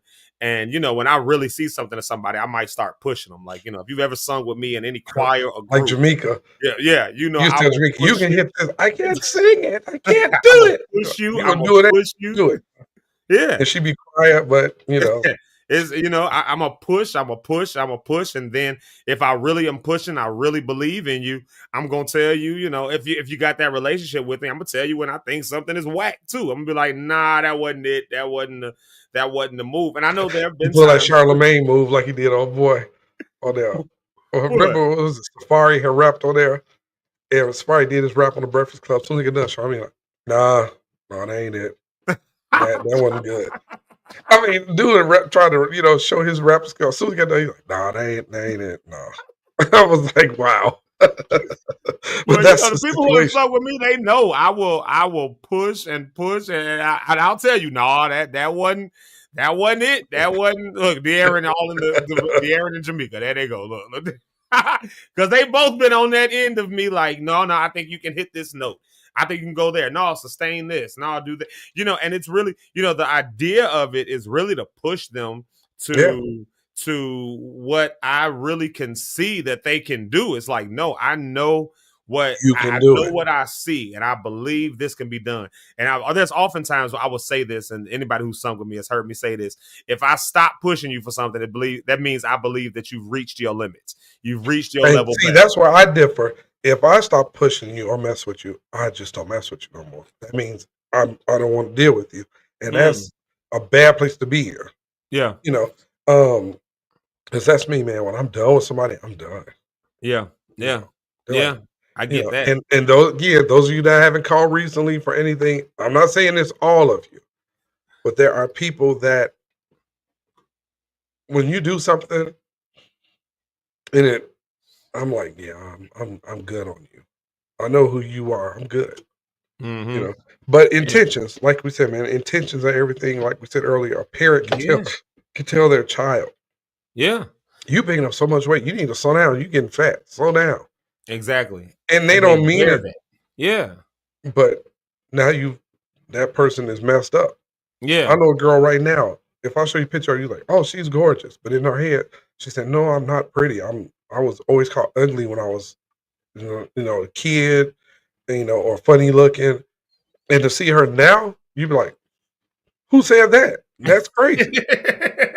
But to her, I told her the other day, we all see you as the 40-year-old woman, but you still see yourself as the 12-year-old girl in the same mirror. That's crazy, but it's off what was said to her.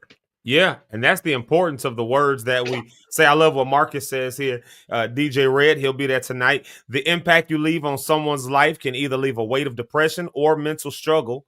Depression and mental struggle, or shape the way I cannot read that. That it's so small on this part of the screen. Let me look on this side. The impact you leave on someone's life can either leave a weight of depression and mental struggle or shape the very future of their well-being.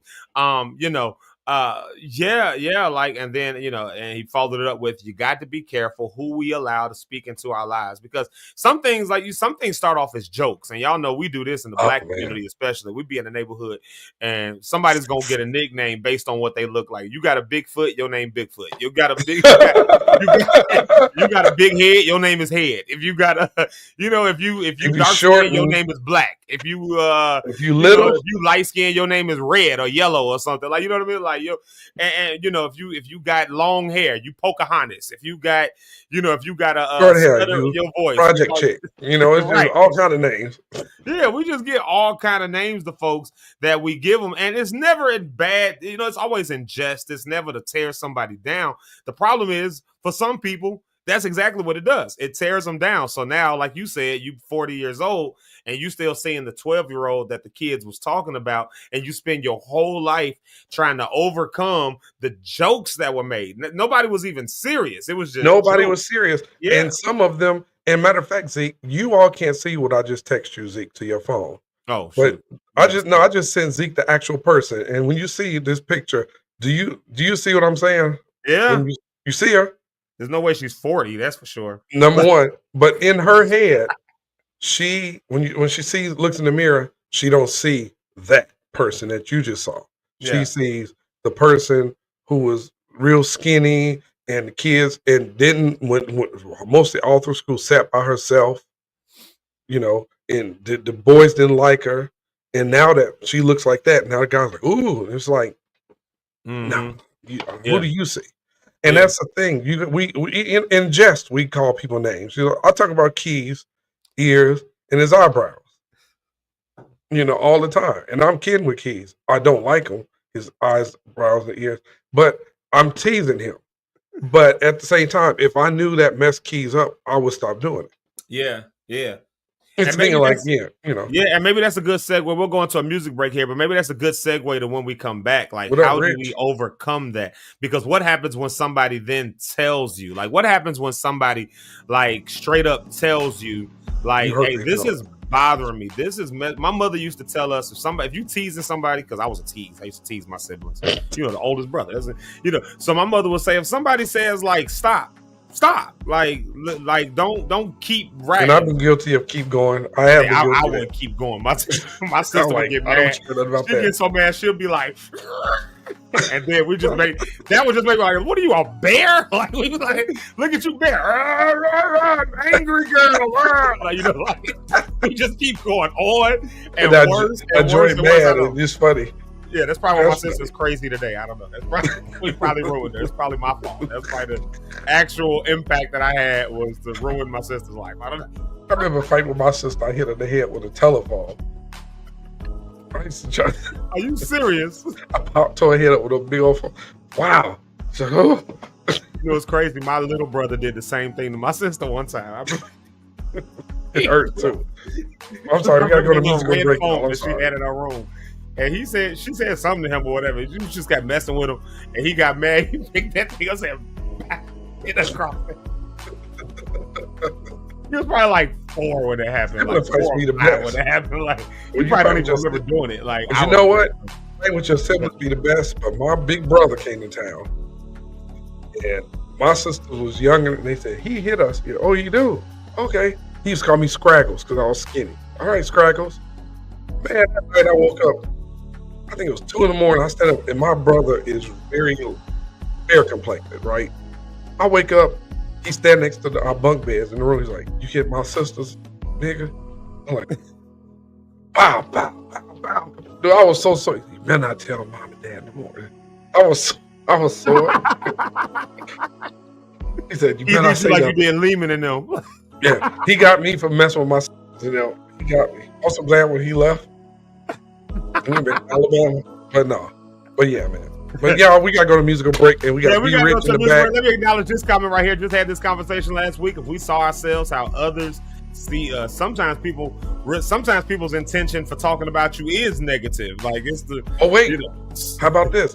Or if we really saw ourselves like people see us, like he said, what if and Zeke think I'm a good looking guy, but to the rest of the world you're horrible? What if we could see ourselves through the eyes of other people? Ugh. You know, that'll break your spirit immediately. Like you say, if some of us could see ourselves for real in spandex, what we actually look like in spandex, we might not wear it no more. If some of us could grab see some body shapers and hand them out.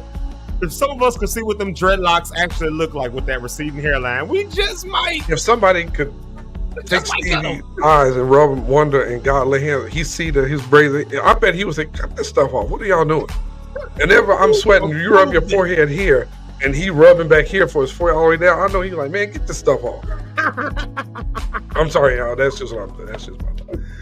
Oh my Lord. Y'all, this is a great conversation. Real quick shout out to my Aunt Regina and my Aunt Cent. They have logged in this morning. They be with us. I got to give them some love and some shout outs. And of course, Willie Jordan, who y'all just saw that comment saying that, if we could see ourselves how others see us. Yeah, I think a lot of folks will probably go ahead and cut them dreads off if they can really see what we. If you can really see that, like, you think your lips are an attractive part of your body, and everybody else think you look like a duck, or, man, my eyes are big and pretty, and everybody else said you like you got a thyroid condition. You don't know. We all had these thoughts of ourselves that we think, but if you could really hear what other people thinking, you would never come out the house. Yeah. Like, man, this cologne smells great. Man, he smelled like a skunk. It's like, He's wow. like a skunk with boo-boo on his heels. Let's go to a music break real quick, y'all. We'll be right back with Pastor Rich Holmes. He'll see him backstage. Pastor Rich. Pastor Rich. We'll be back with him to talk about this intent versus impact and see what his thoughts are on it, and make sure that me and Eric ain't messing people up. That's true. Everything we said is true. That is true. It is what it is. If you don't have long hair and you got this little project ponytail and you think you look like you on the cover of Beyonce magazine and you belong on the cover of Section 8 magazine, know your place. Know your place. And here we go. There it is, y'all. Let's go to this music break. Let's hit it. Here we go, y'all.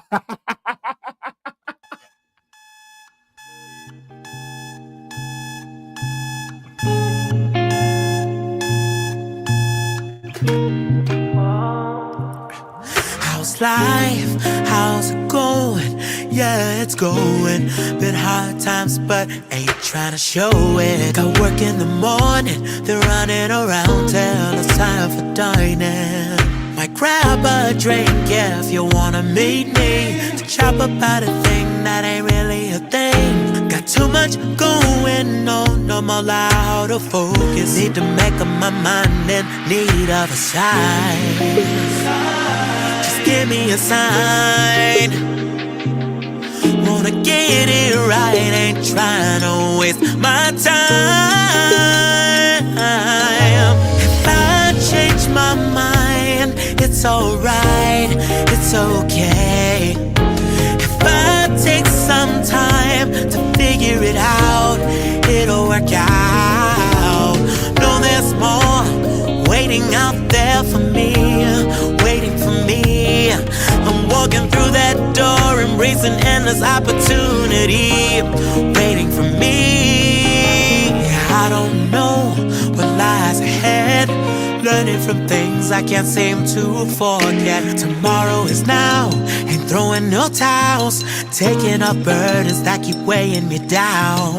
Feeling the light, yeah, ready for flight. My glass towers turning, making minutes with earning. East and west, up and down in circles, regaining my focus in need of a sign. Just give me a sign. Get it right, love and living my life. I changed my mind, it's alright, it's okay. If I take some time to figure it out, it'll work out. No, there's more waiting out there for me, waiting for me. Walking through that door, embracing endless opportunity, waiting for me. I changed my mind, it's alright, it's okay, it's okay. If I take some time to figure it out, it'll work out. No, there's more waiting out there for me, waiting for me. I'm walking through that door, embracing endless opportunity, waiting for me.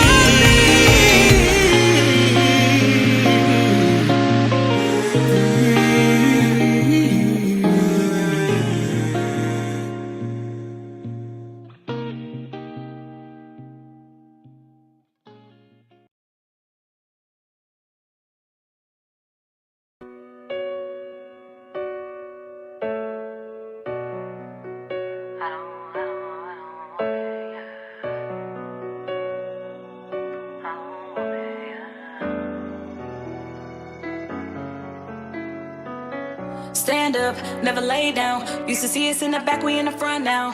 They tried, we did. Stepping up, no chill, I'm about to go in. Steady dancing in the clouds, got Abba walking mouse, talking handshakes, smiles for the big win. Almost on the reach in, trying to put their bid in, hoping they could slide just a piece in. But this ain't for the weak, for the hearts wanna sleep. Put a guard on your piece, gotta stand in your sleep. Take a breath and be meek, gotta take it from me.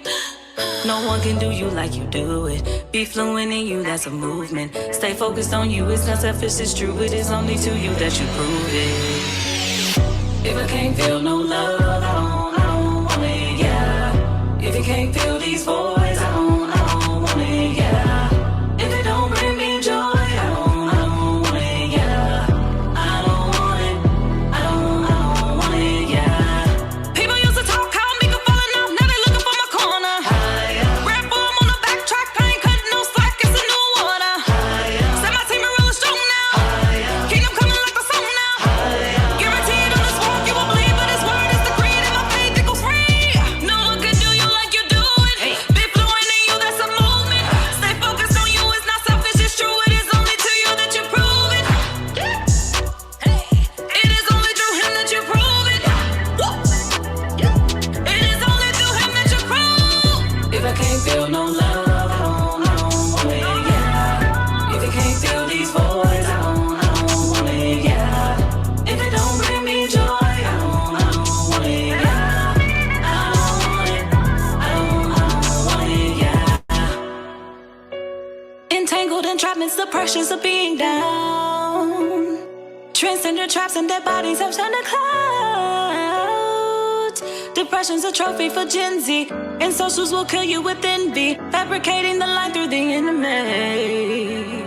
My state, it is altered and change has occurred. Intention is heavy on serving this wide. My being has meaning, no love lost, I made it. I'm good, love, believe me, that's true, I don't think. If I can't feel no love, I don't want it, yeah. If you can't feel these voids, I don't want it, yeah. If it don't bring me joy, I don't want it, yeah. I don't want it, I don't want it, yeah. If I can't feel no love, I don't want it, yeah.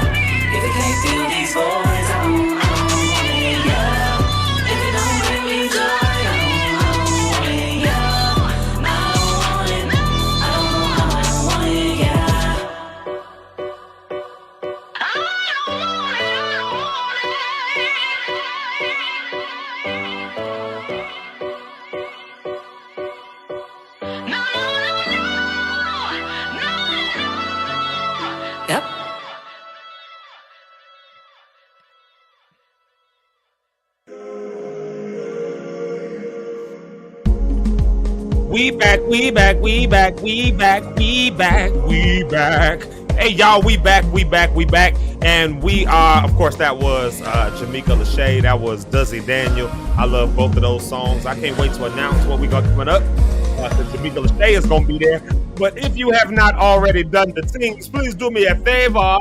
Please go ahead and subscribe over on YouTube. And if you're watching on Facebook, I want to, I'm just a gentle nudge that, YouTube is the ultimate and superior experience. I'm just a gentle nudge because, it ain't like I'm just, trying to build up numbers because we are. But it is a better listening experience. So go ahead over there and check us out on YouTube.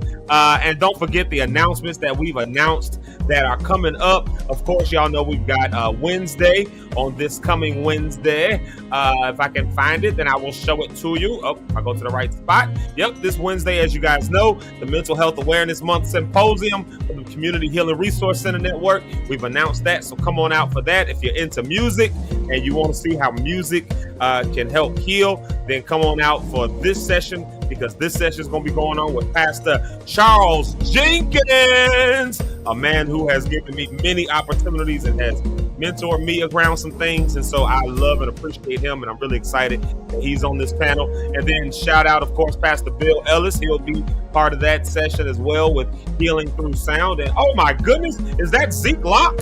Will he be a part of that session? Oh my God. I'm going to go on Wednesday so I can meet Zeke Locke.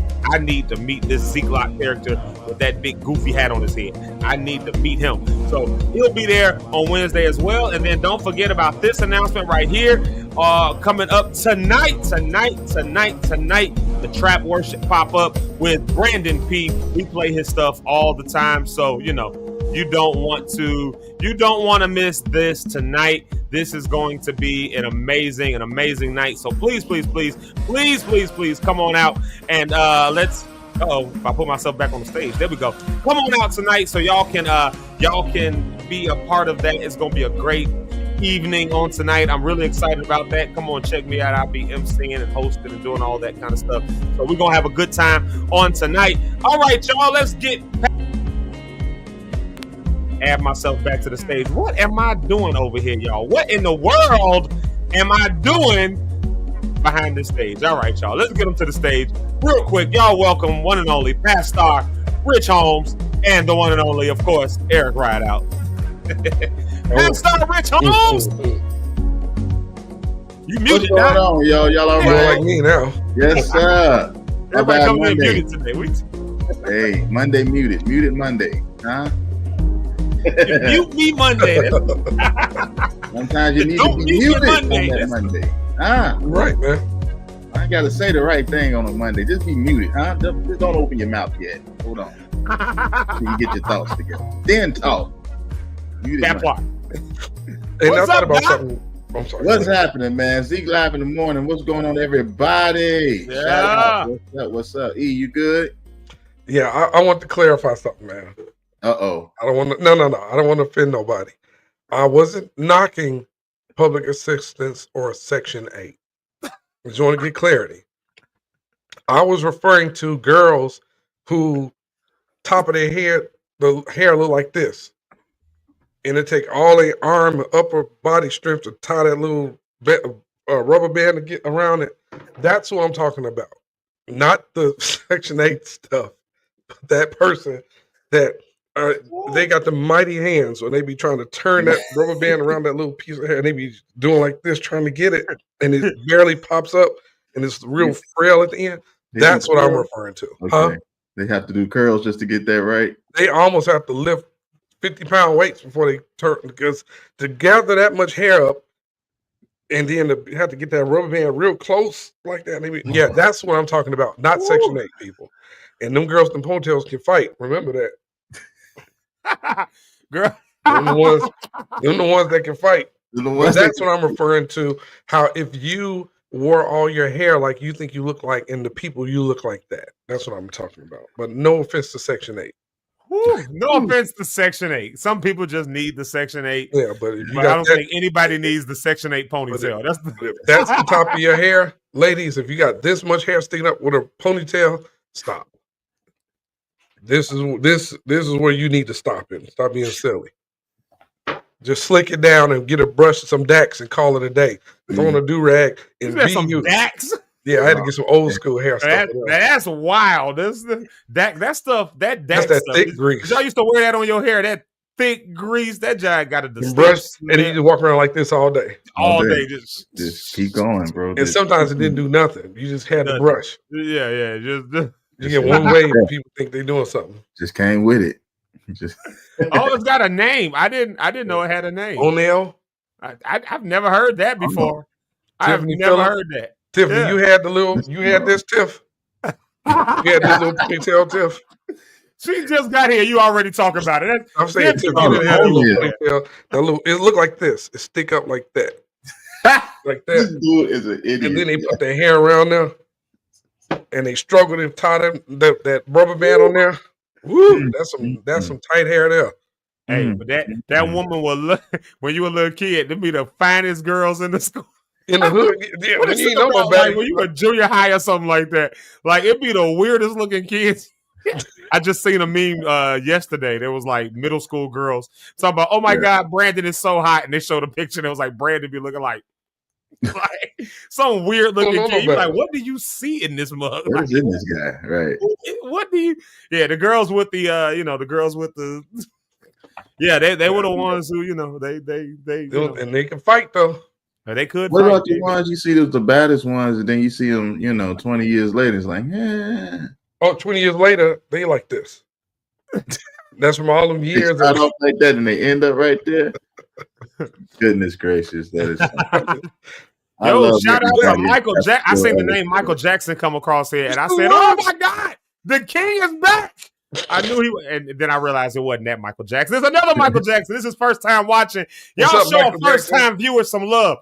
When I see, anytime I see somebody say they first time, y'all show them some love. So y'all show Michael Jackson some love. You love the other Michael Jackson. You love this Michael Jackson. You Go buy his music. Huh? Go buy the music. Yeah, shout Show your out. Shout out. support. Thank you for being with us this morning, Mike. Let's see here. Brody Cat says, my friends called that because the ponytail barely made. So Brody Cat, you know what I'm talking about. It's nothing Brody like it. Cat, she seemed like a vibe. Like she's. Let me tell you, She has always been a vibe. Yeah, Yeah, that's what's up. The strength it takes in their fingers and in their hands and arms to hold her hair, then get that little rubber band, the little red rubber bands, so ghetto rubber bands are tied around it. And some wear the brown rubber bands on it. That's too much.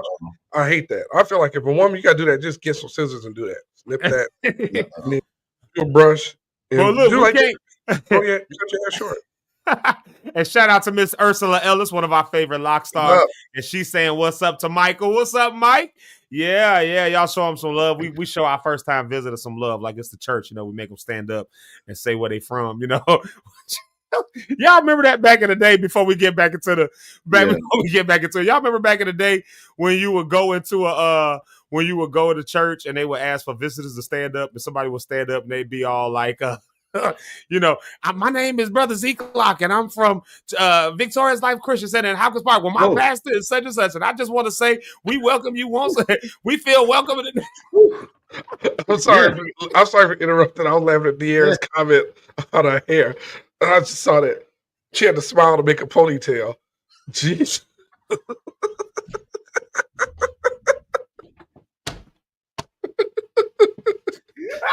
Raise your eyebrows. De'Ara, can you come on the live real quick and explain that, please? Can you join us really smile fast? make a ponytail as well. Hey, look at this though. What about the dudes though? What about the dudes with the comb overs though? Like, so some of us, as we start losing hair, it's hard for us to, or like the dreadlocks. If you put all your life into growing these dreadlocks and that thing start pulling back. That thing tough, man. I had the locks. It's got me right now. I'm going through, man. Help me, Jesus, help me. I'm gonna tell you what I'm going through right now is this gray. I cannot. These grays are coming back they're coming in with a vengeance, bro. I mean, oh yeah, like this time, maybe let's call it 6 months ago. I would like, because I don't like the grays in my beard. So I would like dye my beard, but I didn't really have to do a whole lot of dye. I mean, it was like maybe just touch the bottom where it was coming and then hit this right. I didn't have to do a whole lot to it. Now it's just like I look in the mirror and I say, who is this gray man with the I'm looking at the hair. I was looking at clips from Friday night and I was like, does my hair really look like that, y'all? Like See, that goes back to what we were just talking about. How you view yourself and then the camera shows you, you're like, wow, that's what I look like. Man. Man, the grays don't play no games, bro. They don't play no games. Yeah, when you cut them, they come back strong and mighty. That is Mike something. said he used to hate being acknowledged, especially when his dad was the guest preacher at the church. Yeah, I remember them days. Dad being the guest preacher at the church, and of course he'll call his family out and then, my kid, go ahead, stand up, kids. And then for me, if you was a musician a little bit, they want you to come up and he gonna sing a song before we song or you play. I'm on the my program. permission to sing a song. What the like? What? I'm not on the program. Like, I'm not on the program. I didn't even want to be here. Like. And then you do like a little kid said, I hate this church. Or whatever the little kid said. You pointed out her gray hairs on Friday. Like I did not mean to. Now see, this is what happened. I'm sitting next to Jamaica Friday. I did not mean that. And Jamaica, I am so sorry. I didn't mean that. Nobody saw it but me and you. But I looked at her hair. I thought it was a little blonde like thing. So, I see what you did right there. And I'm like, when did you do that? And she was like, that's gray. Like, I didn't know. I'm sorry. I did not know. It looks good. You can't tell though. It's not like it's a lot. If y'all see me on this show tomorrow and I'm all black, I said it here. Yes, I died. Yes, not I died. Do the same. D-I-E-D. I died. D-Y-E-D. Hey, you said tonight. You said tomorrow. You catch me at the gig tonight. That's probably gonna be like. You might catch me at the gig tonight with that forgot we doing tonight. That's right, because I might do that from the time I get from the office to the time I get home. I just because you don't want to cut it off. Because then you get weird after a while because you got used to it. But then it's like I would say cut it off. You're good for now. You don't have you barely just cut it off. Cut it off. I like my beard though. I love my. Hey, if you love it, I like it. That's great. You know what's crazy though? You know what's crazy? You know how you can't see your own face? Like you can't see your own face. Like you'll never physically see your own face. Like you'll only you can see yourself in a mirror, but you cannot physically see your own face. It's just no person on earth has ever physically seen their own face. It's just impossible. But with a beard like isn't that funny though to say that? Yeah, but with a beard, like I can see something that's growing out of my face with this mustache and this beard. Like it's like being able to see my face for a minute, and so like without seeing a mirror, like it's just like a little piece of. I don't know how to describe that, It's one of them, don't cut it. It's one of the weird things. Like somebody say, cut it off. I can grow 6 feet and I'm fine, but if I fall 6 feet, I'm dead. What? Yeah, I thought about that the other day. Somebody said Zeke that came down out the wilderness. Look, this gray hair has, and then the thing about gray hair, they grow back, and he don't bring just one; he brings many. Rhonda, that's why I rocks with you. That's what I'm talking about. Let's go. I see what you did there. That's why I rocks with you. I see what you did there, Doc. I see what you did there. Absolutely. That's why I didn't get it till now, but I got it. Yes, indeed. I done came out the wood to see that, and I went to talking about me in the day. There it goes. Tiffany, what y'all think I should do? Everybody we look like prophets. Y'all think I should cut it? You say what, E? We look like prophets around here. All this white hair and beard and stuff. Right. Hey, you know what? I don't even care no more. You ever woke up and didn't care no more? But certain days you do care. You look in the mirror like, man, this is like I'm looking like T. Jakes over here. I need to cut this, color this in something. Yeah, Marcus. But one time I did. My ex-wife told me, don't do it. She said, I like the gray and black. But I was tired of it. I went and dyed it. I don't even know I should tell this, but I did. I went and did it. And my sister, God, my mother on here, she gonna say something. It came out yellow. So I had all this yellow, blonde facial hair stuff. I had to cut it all off. I was sick. What color did you get? Like it was supposed to be black, but I didn't know it was old. I just wanted to mix it, but the stuff was too old. So I put it in there. I'm like, and I saw it getting black. I said, I'm gonna wash it out because I want to keep some of the gray. And man, I was sitting there talking to her. I got it washed out, and I'm like, why does it look? It was bright yellow. Like my color was yellow. Like It was terrible, dude. Like work, mustard. Mustard. That's crazy work. Mustard. And then I had then the worst is when you got to cut your mustache off and you fix your hair. Now you like a baby worm. It's terrible. Listen, this is the first time I went. So back in the day, I don't know if there's some pictures out there. Me, Zeke had curls back in the day, right? But there was a time when I was in high school. The first time I went to get a texturizer. I had nice hair. Everything was for like coming up for a prom. I was going on. The girl invited me for prom, and so I went on ahead, went to the barbershop. They put the chemical in my head and all that stuff. Now this dude told me he knew what he was doing, and so him and the barber, though I didn't know backstory. They had gotten into an argument because this barber knew exactly what to do. This barber was trying to show him, hey man, I know what to do. I don't need your help.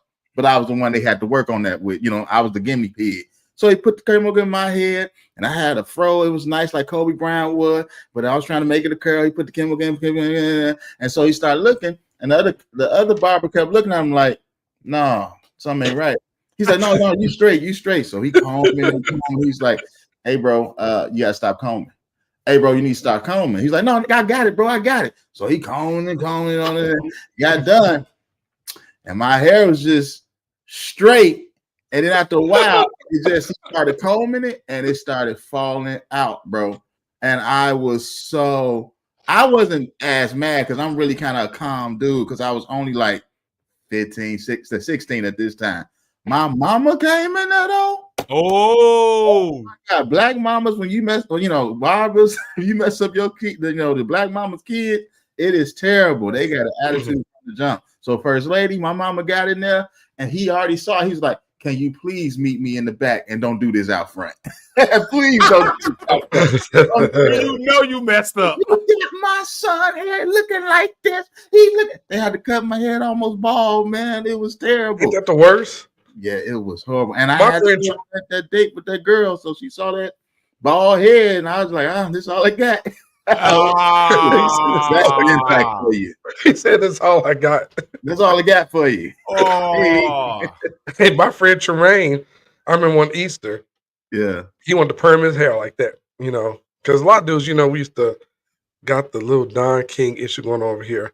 Oh, I did tell her go live. She said she like Don King right now. Put on the star. About our hair. Yeah, come on, De'Aaron. I sent you the link. But he went and got his hair permed. Now this is for Easter Sunday. It's the next day. He took his hair. He was like, man, perm this joint, fade it up real neat. It's gonna be, man. Dude, put that perm. His mama mixed some kind of concoction together, as we call it. Dude's hair was he looked like this nigga went from he like Cab Calloway when his mama was done. His hair was slick.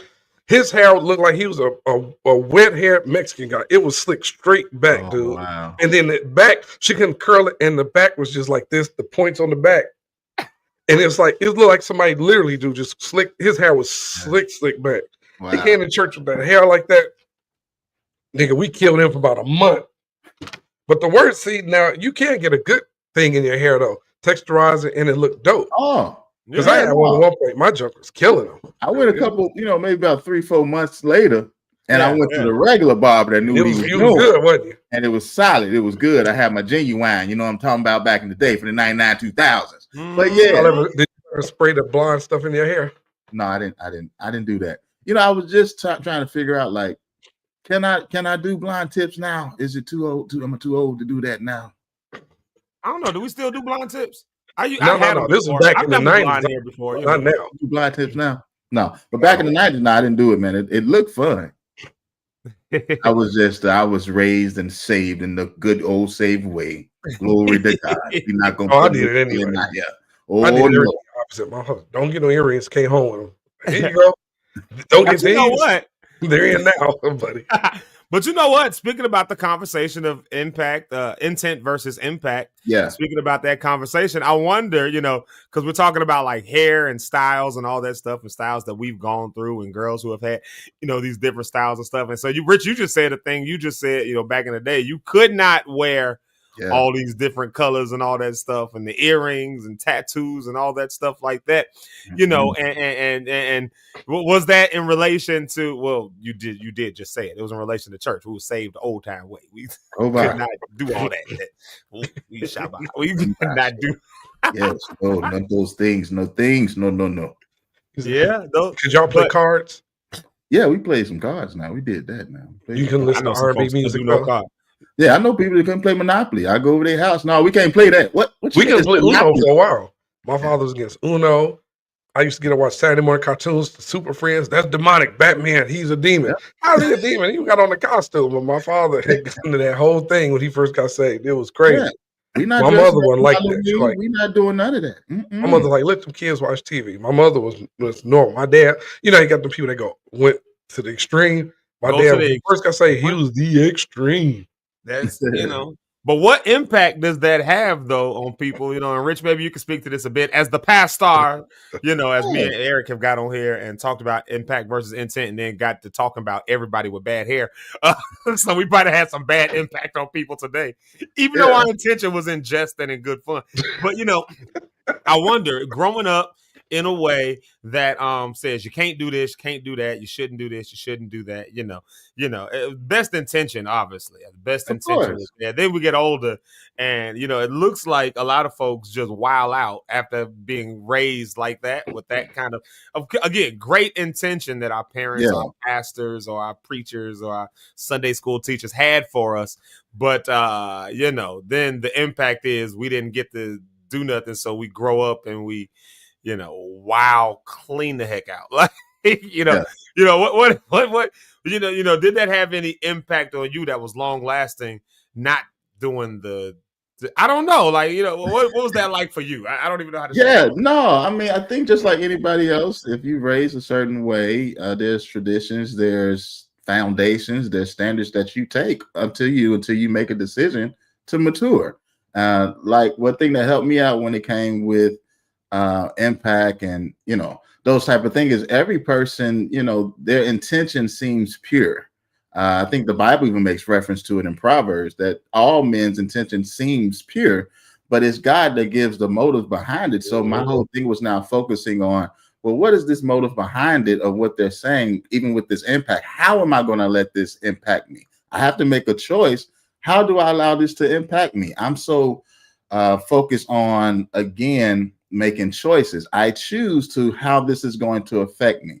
Before I got into a maturity state, it's just affecting. I just went with it. I was in my emotions and my feelings.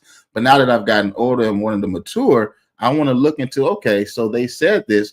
What is the understanding behind it? Let me see why they felt this way. Let me understand what were they coming from. So when I take that mindset and take it back to when I was a child, I can now understand, okay, that's why they did that. This is why they said this. I get it.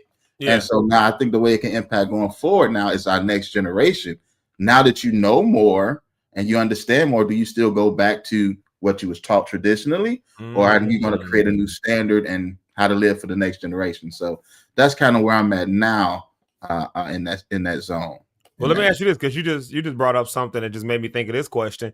So now you're raising a child, there was a time you said for the next generation, how do we now take that and move that forward so we maybe don't have those same impacts, so a child now doesn't have to wait till they grow up to figure out what somebody's intentions was. It looks like in today's world, the way people are great raising children is they explain themselves, then there's psychologists that will tell you, explain your child is smart. Explain to them why. Don't just tell them because I said so. Because don't just do it because how come I can't do this, Daddy? Because I said so. That's why, because we were raised that way. If I said it, so you just do it because I said so. But now the explanation helps the child, I think, to understand the intent. Is that something that y'all have implemented, or you tend to be more? And I know sometimes this probably comes out, look, man, I ain't got time to explain this to you. Just don't do it because I said so. Like, if you got to cross the street and you grab your child's hand and they go, I don't want to turn it. I need to grab your hand, child, because we have to go. Like, no, we don't get to cross the street right now. We're going to be waiting here 10 minutes.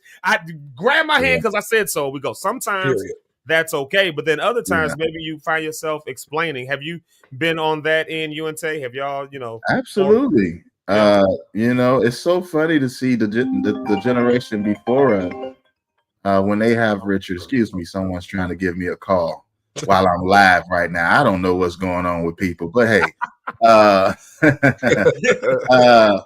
we're working on that. That's something that we did, and I say work on it, but It's a happy medium, bro. I think there's moments that our tradition has taught us, well, yeah, it is. Hey, I ain't got time to explain this to us. But our generation is so smart now. They understand so much and want to understand so much. But here's the thing, and I think this is where I'm working on landing. I still think a child should be a child. They don't need to understand everything. And there were moments where I understand with parents why they didn't understand, why they didn't take the time to explain things. But then there were moments where they did take the time. But a lot of times now kids are being pushed to be so grown, so old that you know, 10, now you act like you're 16 and they looking like they're 16. And, you know, and they're just putting that all together. And so I still want my child to be a child. So there are some things in life that I'm not trying to make him understand, because I want you to still be a child and enjoy the process of getting older versus being rushed by me or my parents or others in society to make you older than what you really are and what you need to be. And being okay with not understanding that. Like that's a big thing. Got you. So how do you toe that line, you know? And I know, again, this is not about raising kids and all that stuff, but I just love what you said when you said, you know, passing to the next generation. Like, well, we grew up and then have to go back and try to figure out our parents' intentions, or, you know, whatever that preacher said to us, and try to understand there. We grew up and had to wait until that. And for many of us, we just did not arrive there. We just, I cannot in my head fathom why you would do that to me. I can't in my head. And some things you come to a realization. You say, oh, you know what? No, your intentions were ill for this.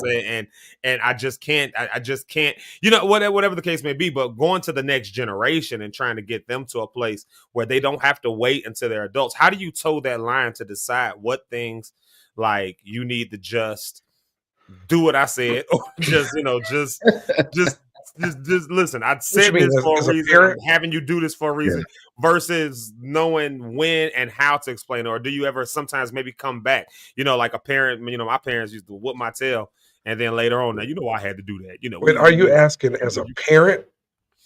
Me as a parent? Situations with our children? Are you asking, is that like me as a parent or Rich as a parent, were there times we did that? Is that what you're asking? Well, I'm asking Rich essentially, like, because he's got a, you know, Deja grown now. Because she did what I told her. That was just that. Deja grown. But Rich is like actively in it. Prince is what, 11 now, right? Like, yeah. So, you know, like, he's actively in it, and at that age where he's able to get a little independence, and he's outside playing, you know, around the block and doing all that. Like, but you know, so how do you toe that line between, no, this is just what I said, I'm not explaining this to you, you just need to just obey, versus let me explain to you why, so that you can make better choices? How do you toe that line? Because like you said, you want your child to maintain his childhood, to have the chance to be a child, not have to take so much on. How do you toe that line, the decision? Here's what people not gonna like. It's an old school answer: much prayer. I spend time with God and Holy Spirit to lead me, and when it's time to discern, when it's time to speak up, and when it's time to let it be. And I rely on him to lead me in that. Yeah, I got my own way of doing things, but I'm looking for him to tell me it's time to speak. Open up your mouth, be a man, and be strong. He needs to be built up right now. Or it's no, you know, let him have his moment. Let him do what he needs to do right now. Let him figure out whatever it is as being a kid. So my whole thing is what my prayer life look like, and I'm relying on Holy Spirit to lead me, and when it's time to say, when it's not time to say. And even if I go and speak, that it does not have a negative impact, and there's something that can be impactful for him to understand, because I want to speak to him on his level so he can receive what I'm saying. So my biggest thing is I'm relying on my prayer life and Holy Spirit, and then showing him how to have a prayer life with Holy Spirit. What does this look like? And so if I'm doing that and we're focusing on that, I think that helps us out in this whole move, you know what I'm saying, with raising him and how I want to approach. And I think even just with this next generation. Interesting. Yeah. Okay. Now, of course, we veered off into the conversation with kids and all that, but how do you navigate that? Speaking now, not for kids, but speaking for the people that, you know, the flock that you've been called to shepherd. How do you navigate that, you know, between let me say it like this. Let me pose it this way. Pastors or preachers or anybody who has a microphone in their hand, essentially they've got the floor, they've got the mic, and nobody can respond. Like, that's just, you can say what you can say, and who finna respond to it in the moment? Nobody, baby. Like, nobody.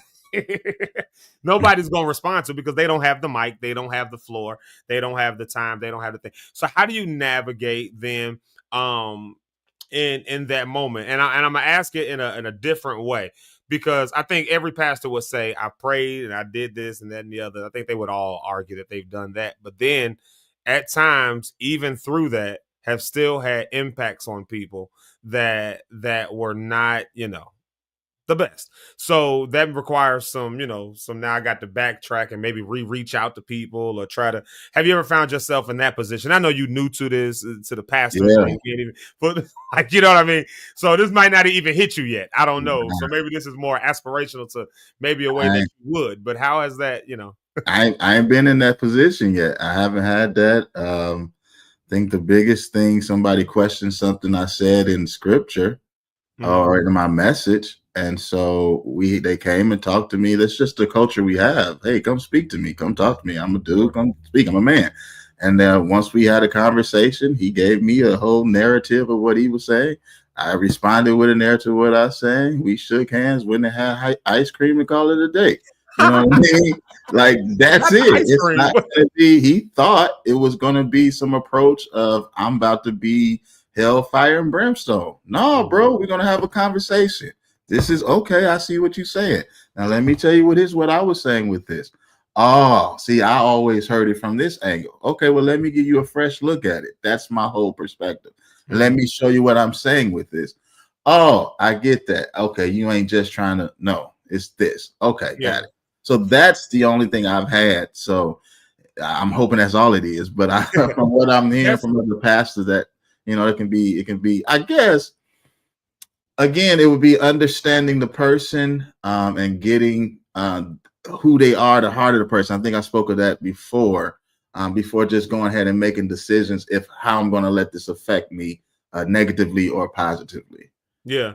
Yeah, and that's really good right there, because one of the things that you said right there, somebody came to you and have the culture that was established where someone could come to you, and that's probably one really important thing that probably needs to happen in a lot more of our churches, because I think in our Black churches, my wife and I was talking about this yesterday. Just I was kind of saying, you look culturally at the Black church, that used to be our all and everything. Like, you go back, and I'm talking back to the early stages of the Black American church, specifically the Black American church. I hate to paint it around slavery, but at the end of the day, the Black American church was here during slavery. That's where it started. So a lot of the things that we've carried over from then, when the church was our everything, our all, the pastor of that church he was your social leader, political leader, your spiritual leader. He was your advisor, your counselor. It was like this. So there was a different level of respect, which meant that the weight of what he said impacted people across so many dimensions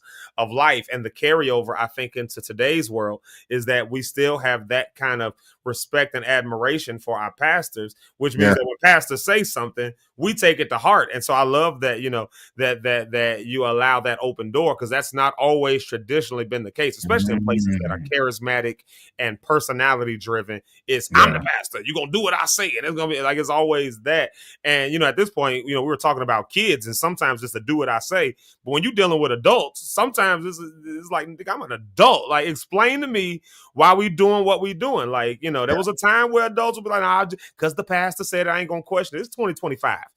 Folks today is like, no, explain to me why we doing this. Why am I giving this amount of money that you asking for? Explain that to me. Help me to understand. Why am I coming to this? Explain that to me. Help me to understand. Why am I like setting this down in order to do, like, explain it to me. Don't just tell me just do and just obey. Help me understand, because I'm an adult, like, and I like, that's what I said. I think it's really cool that folks feel that it's cool or okay in that sense to be able to come to you, because oftentimes what happens, people just walk away. That's usually what ends up happening. Folks just walk away. You don't find out for 3-4 years why they walked away.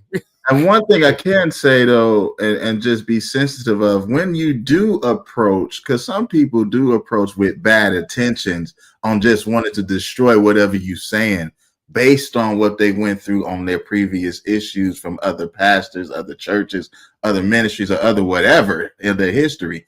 I think that's important. How you approach somebody is important, whether with your intentions are being good. Are you coming here with the intention to understand? Are you coming with the intention to dialogue? Or are you just coming with the intention to make me look stupid and just to try to prove you're wrong? And you have to be discerned for that, because there are moments where that can come up and you got to be able to slide out if that ain't what you're about. And I see a lot of, like, I love different pastors they got their own podcast, and you can tell when people have bad intentions and you see how do they handle that situation. But yeah, I'm big on that. The tension is there, and I can tell when somebody's coming to approach. Okay, let's have dialogue. Yeah. But if it's on some, oh, you ain't nobody, it may not be a good conversation because you can't hear me. Yeah. Because I'm scared it's just going to be, it's pointless. You're not going to be able to hear me. So yeah, and there might have been something that was going on with them that still right now is being triggered that they still need to kind of work through, and then that's where the real pastor's heart comes in, because then it's that understanding where they can't understand where you're coming from. Now the weight comes on you to try to understand where they're coming from, so that they because people come around. At the end of the day, people usually come around. They usually come around. It is what it is, you know. But you know, and then you know, of course, we at 10 o'clock, so we in a little bit of the overtime right now, and I got to. No. We good. This is good. I'm gonna get ready to close it down because I do have to go. But but I am gonna ask this question then. You know, as these conversations and things happen, you know, maybe it's been something that we've said like over the pulpit. You know, again, I have to watch myself because even with the live show, I know there's times I've said stuff, or even just having groups and stuff like that. There's been times where I needed to step away, and there was an intention that was I needed to heal and do something for myself. And as a result of it, a bunch of people kind of got left in the fringes, and that had an impact on them. And I'm just being a little bit vulnerable, you know, a little bit of how the sausage is made for some of y'all that may not understand it. But when I stepped away and I sat down for a minute, this is just Eric. Nope, I'm not gonna do it. Nope. Nope. This is 10 o'clock already. But you know, just real talk, you know, like there are times where people who are in leadership roles or other things like that have to like maybe sometimes step away or do something that benefits them, their family, their own mental health, their own situation, and because people look up to you or have joined in with you or what, you know, whatever that looks like, and have given up and sacrificed to do things with you, but now you have to step away. You know, I've done this, right? Like, and it hurt a lot of people's feelings. They thought that I just cast them aside and all that. And I did not have really the energy to explain myself to everybody. I did not have that, but I had to do what was cool for me. It had nothing to do with nobody else, you know, so there was no intention to hurt people's feelings or to cast them aside. There was no intention of that, but that really was the impact of what actually ended up happening. Right. And they felt the impact. You feel impact. You don't feel intentions. You feel impact. No intentions. You feel impact. Good. And so if you don't know, then you're going to feel the impact of it. Even if you do know, you still feel the impact of it. But without knowing the intent, you feel the impact just a little bit harder. So, you know, I don't know. I guess maybe this is my apology to anyone whose feelings I've hurt over the last 3 years. This is my apology. Y'all can clip this and give it to them. And let them know there was no negative intention. I just listen. I wouldn't be here today if I did not do that. There would be no Zeke Live in the morning. We wouldn't be having this explanation. Y'all would have been over my casket talking about, I wish I would have known. Like, you know, like I did not know he was struggling with that.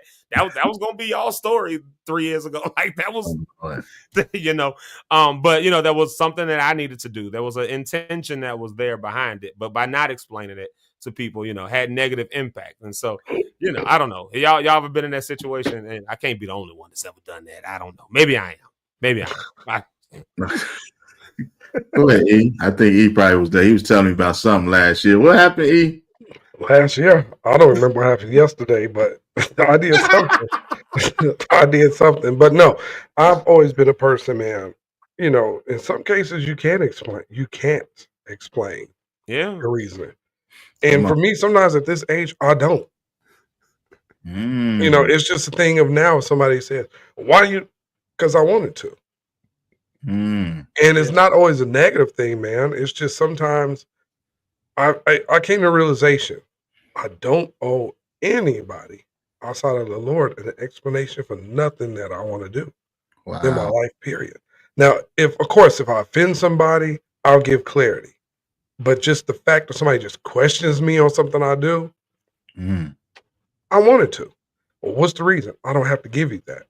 Yeah. And that's another thing. We give people too much. If somebody, man, I did you wrong. Let me explain what happened. No, I don't want to hear it. But I'm trying to tell you what I did. I don't have to give you that opportunity to explain yourself. We give people more opportunity. We don't have to. I just want to tell you what happened. I don't want to hear it.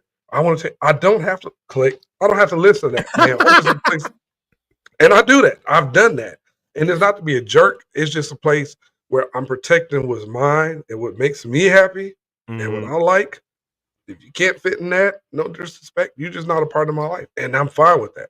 I've lost friends and people I've been friends with for 10, 15, 20, 30, 40 years. And I go to bed well because I'm just at a place in life, man, where I'm going to do what makes this guy happy and do what makes, as long as I'm pleasing the Lord, what I'm doing, I'm not outside the will of God, what I'm doing. Yeah, man, I'm not explaining myself to nobody. Yeah. Period. I don't care who it is. Yeah. Yeah. I may give a little explanation depending on the person. I take that back. Yeah. But other than that, you shouldn't have. I did it. Why? Yeah. I wanted to. And sometimes it be like that. And that's that. That's the reality. Sometimes it be like that. And I guess what we're getting at for today's show, this intent versus impact. Maybe we got to go back for some of us and look at something that somebody has said or done to us and try to, now that we've, as Pastor Rich said, as we have matured a little bit, maybe go back and show some understanding and some grace to certain situations. And some of us, maybe reevaluate some things we've cut off. I'm doing that in my own life. So maybe we have to do that. And then, as I'm trying to allude to, maybe for some of us, we need to go back and look at the ways that we've impacted people. I'm doing a bit of that as well. Like, how have I impacted some people and maybe done some stuff to them that has, said something to them that has them down a negative path. It's okay to do that. It's called maturity. It's called growing up. But if you understand the difference between impact and intent and impact, if you understand the difference between that, you might make better choices and we might come together just a little bit better. And at the end of the day, that's really what it's all about. We'll find more strengths, even in the pieces that need to be ironed out. You iron it out and you'll find out just how strong that fabric really is. So yeah, man. That was the conversation for today. And, that was just on my head, man. The impact versus the intent and, just being mindful of that stuff as we go through the rest of this week. Maybe we can all stand to be a little bit more mindful of that. That's my spiel for today. Let's do our round table real quick. Let's go ahead and get up out of here with our round table. Eric, Rideout, everybody. The one and only, the man who let y'all know that if you have no ponytail, cut that thing off. Like, go ahead. Ladies, if you have this, no, I'm just kidding. Thank you guys for joining us today. Please share, please like, please, communicate with us. Don't forget that Zeke and his church is having an symposium this coming week with Pastor Charles Jenkins. Is it this week or whenever it's coming up? Just remember, go to Zeke's page about it. Tonight, meet us over at the Trap Worship Night. Zeke will be there. I'll be there. Ron will be there. Rich might be there. Rich live way out here. He may not be there. Thank God for everybody that joined us today. And shout out to De'Aaron, Don King, Hickman for joining us. That couldn't join us today because of her hair. So thank you, De'Aaron. And everybody else, love y'all. God loves you. And that's it. So take that as you will. That's all I got for you today. They're richly away out there. Rich live almost. Can you get to the airport in time enough to get a flight to Chicago? I'm gonna try to get there to catch that flight, man. That's a tough flight. It's a flight to Chicago tonight. Yeah. And Rich's name is down. If he shows up tonight, he's good to come in. Oh, he's special. And I made the list. Yeah. So the rest of y'all don't give the people a little something real quick. You know what? You know how I do it. Hey, what's happening, people? Like one thing I say, in all you're getting, I love the scripture, get an understanding. So understand before you make the decision how this is going to impact your life. Seek understanding before reacting. Seek understanding the other person's intention it'll help you make the best decision that you need to make for the situation. Like I always say, life is choice driven. You will live and die by the choice you choose to make.